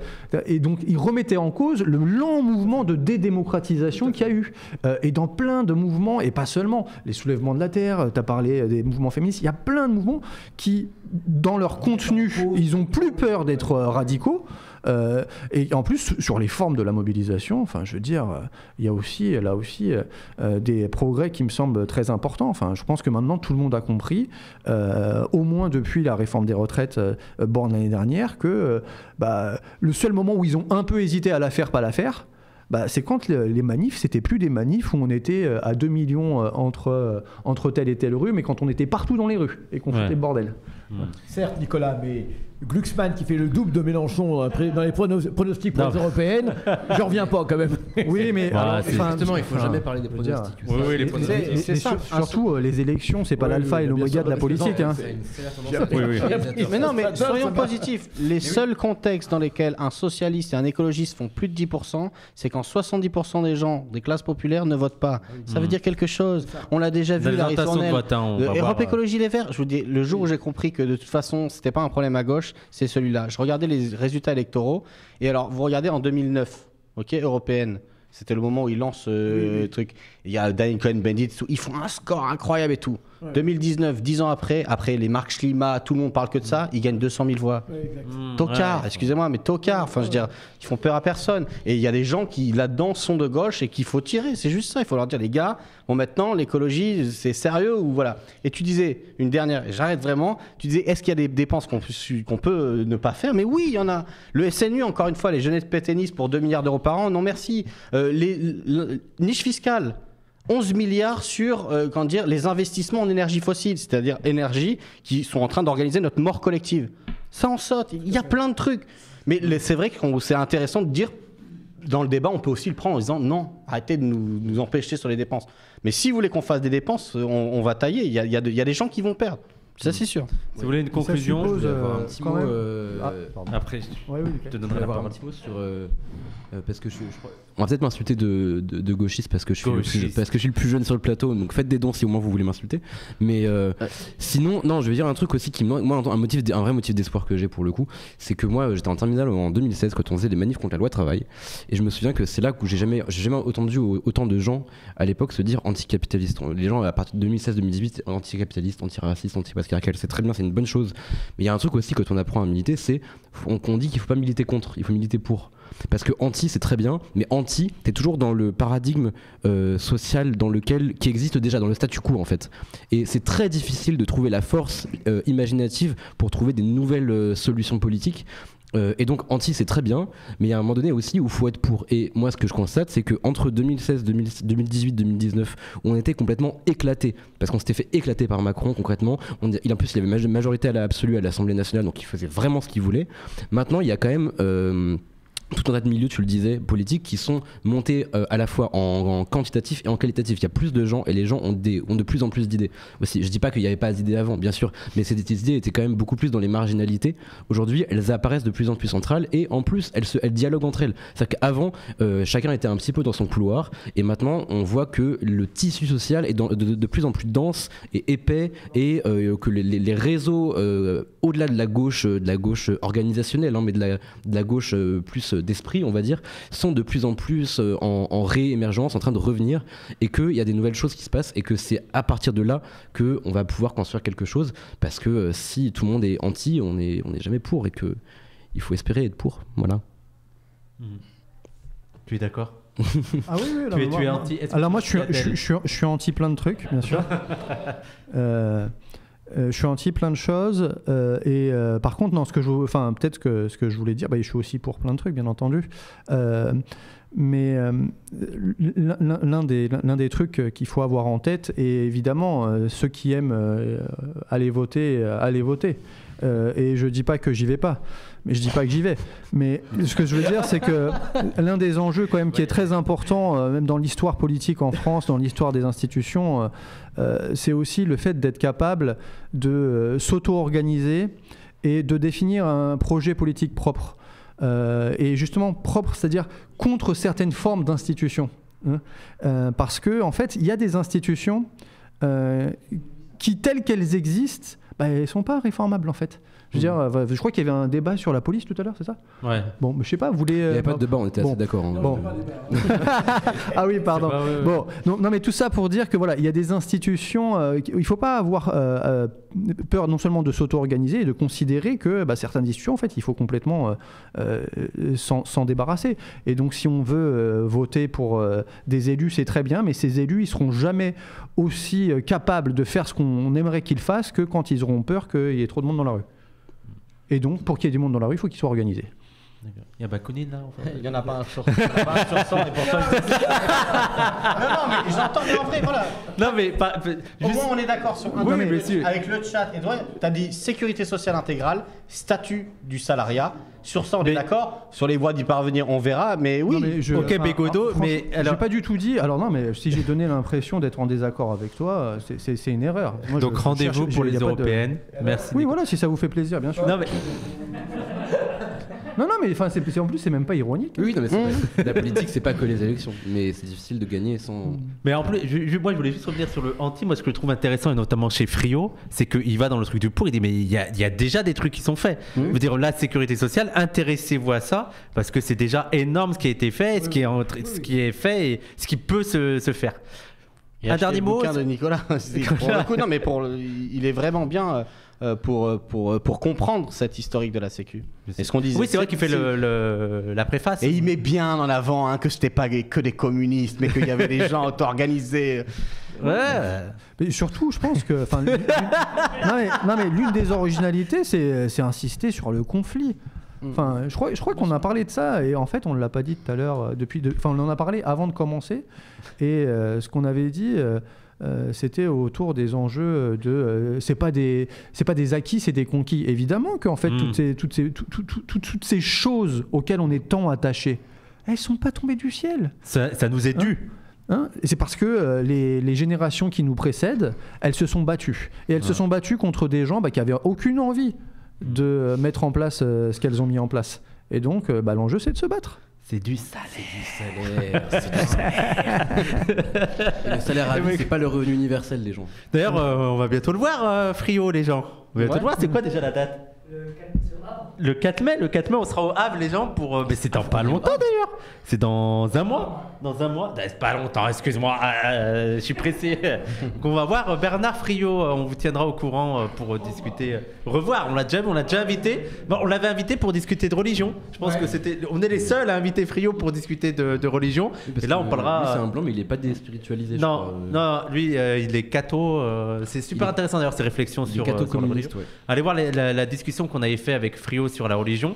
Et on viendra là pour parler pas religion et pour parler vraiment salaire. Merci beaucoup Paul, merci Nicolas, tu es le bienvenu quand tu veux ici. Paul, j'ai pas besoin de le dire, tu connais la maison. Merci Youssef, merci Adèle, merci le chat, vous avez vu, vous avez été félicité le chat, merci à vous, vous avez été très bien, très sage, très gentil. Ils sont bien, ils sont tranquilles. Hein. En plus, on a été, je pense, sujet écrasant quand même. C'est franchement ça. Une bonne note. Hein. Tu mets quelle note toi Youssef? C'est un chat de bonne qualité. Merci. C'était un bon cru. Merci à toute l'équipe technique, merci à tous. Alors la semaine prochaine... Et allez voter. Allez voter, la semaine prochaine je ne serai pas là, peut-être que ça sera Yazid qui animera l'émission, peut-être sur Lénine. Faut qu'on confirme avec Statis. Mais sinon, il y aura une émission lundi prochaine dans tous les cas. On attend de fixer le sujet. Lénine, ça fait un moment. Il y a eu des tac, tac, tic, tac. On va y arriver. On va y arriver. Merci à tous.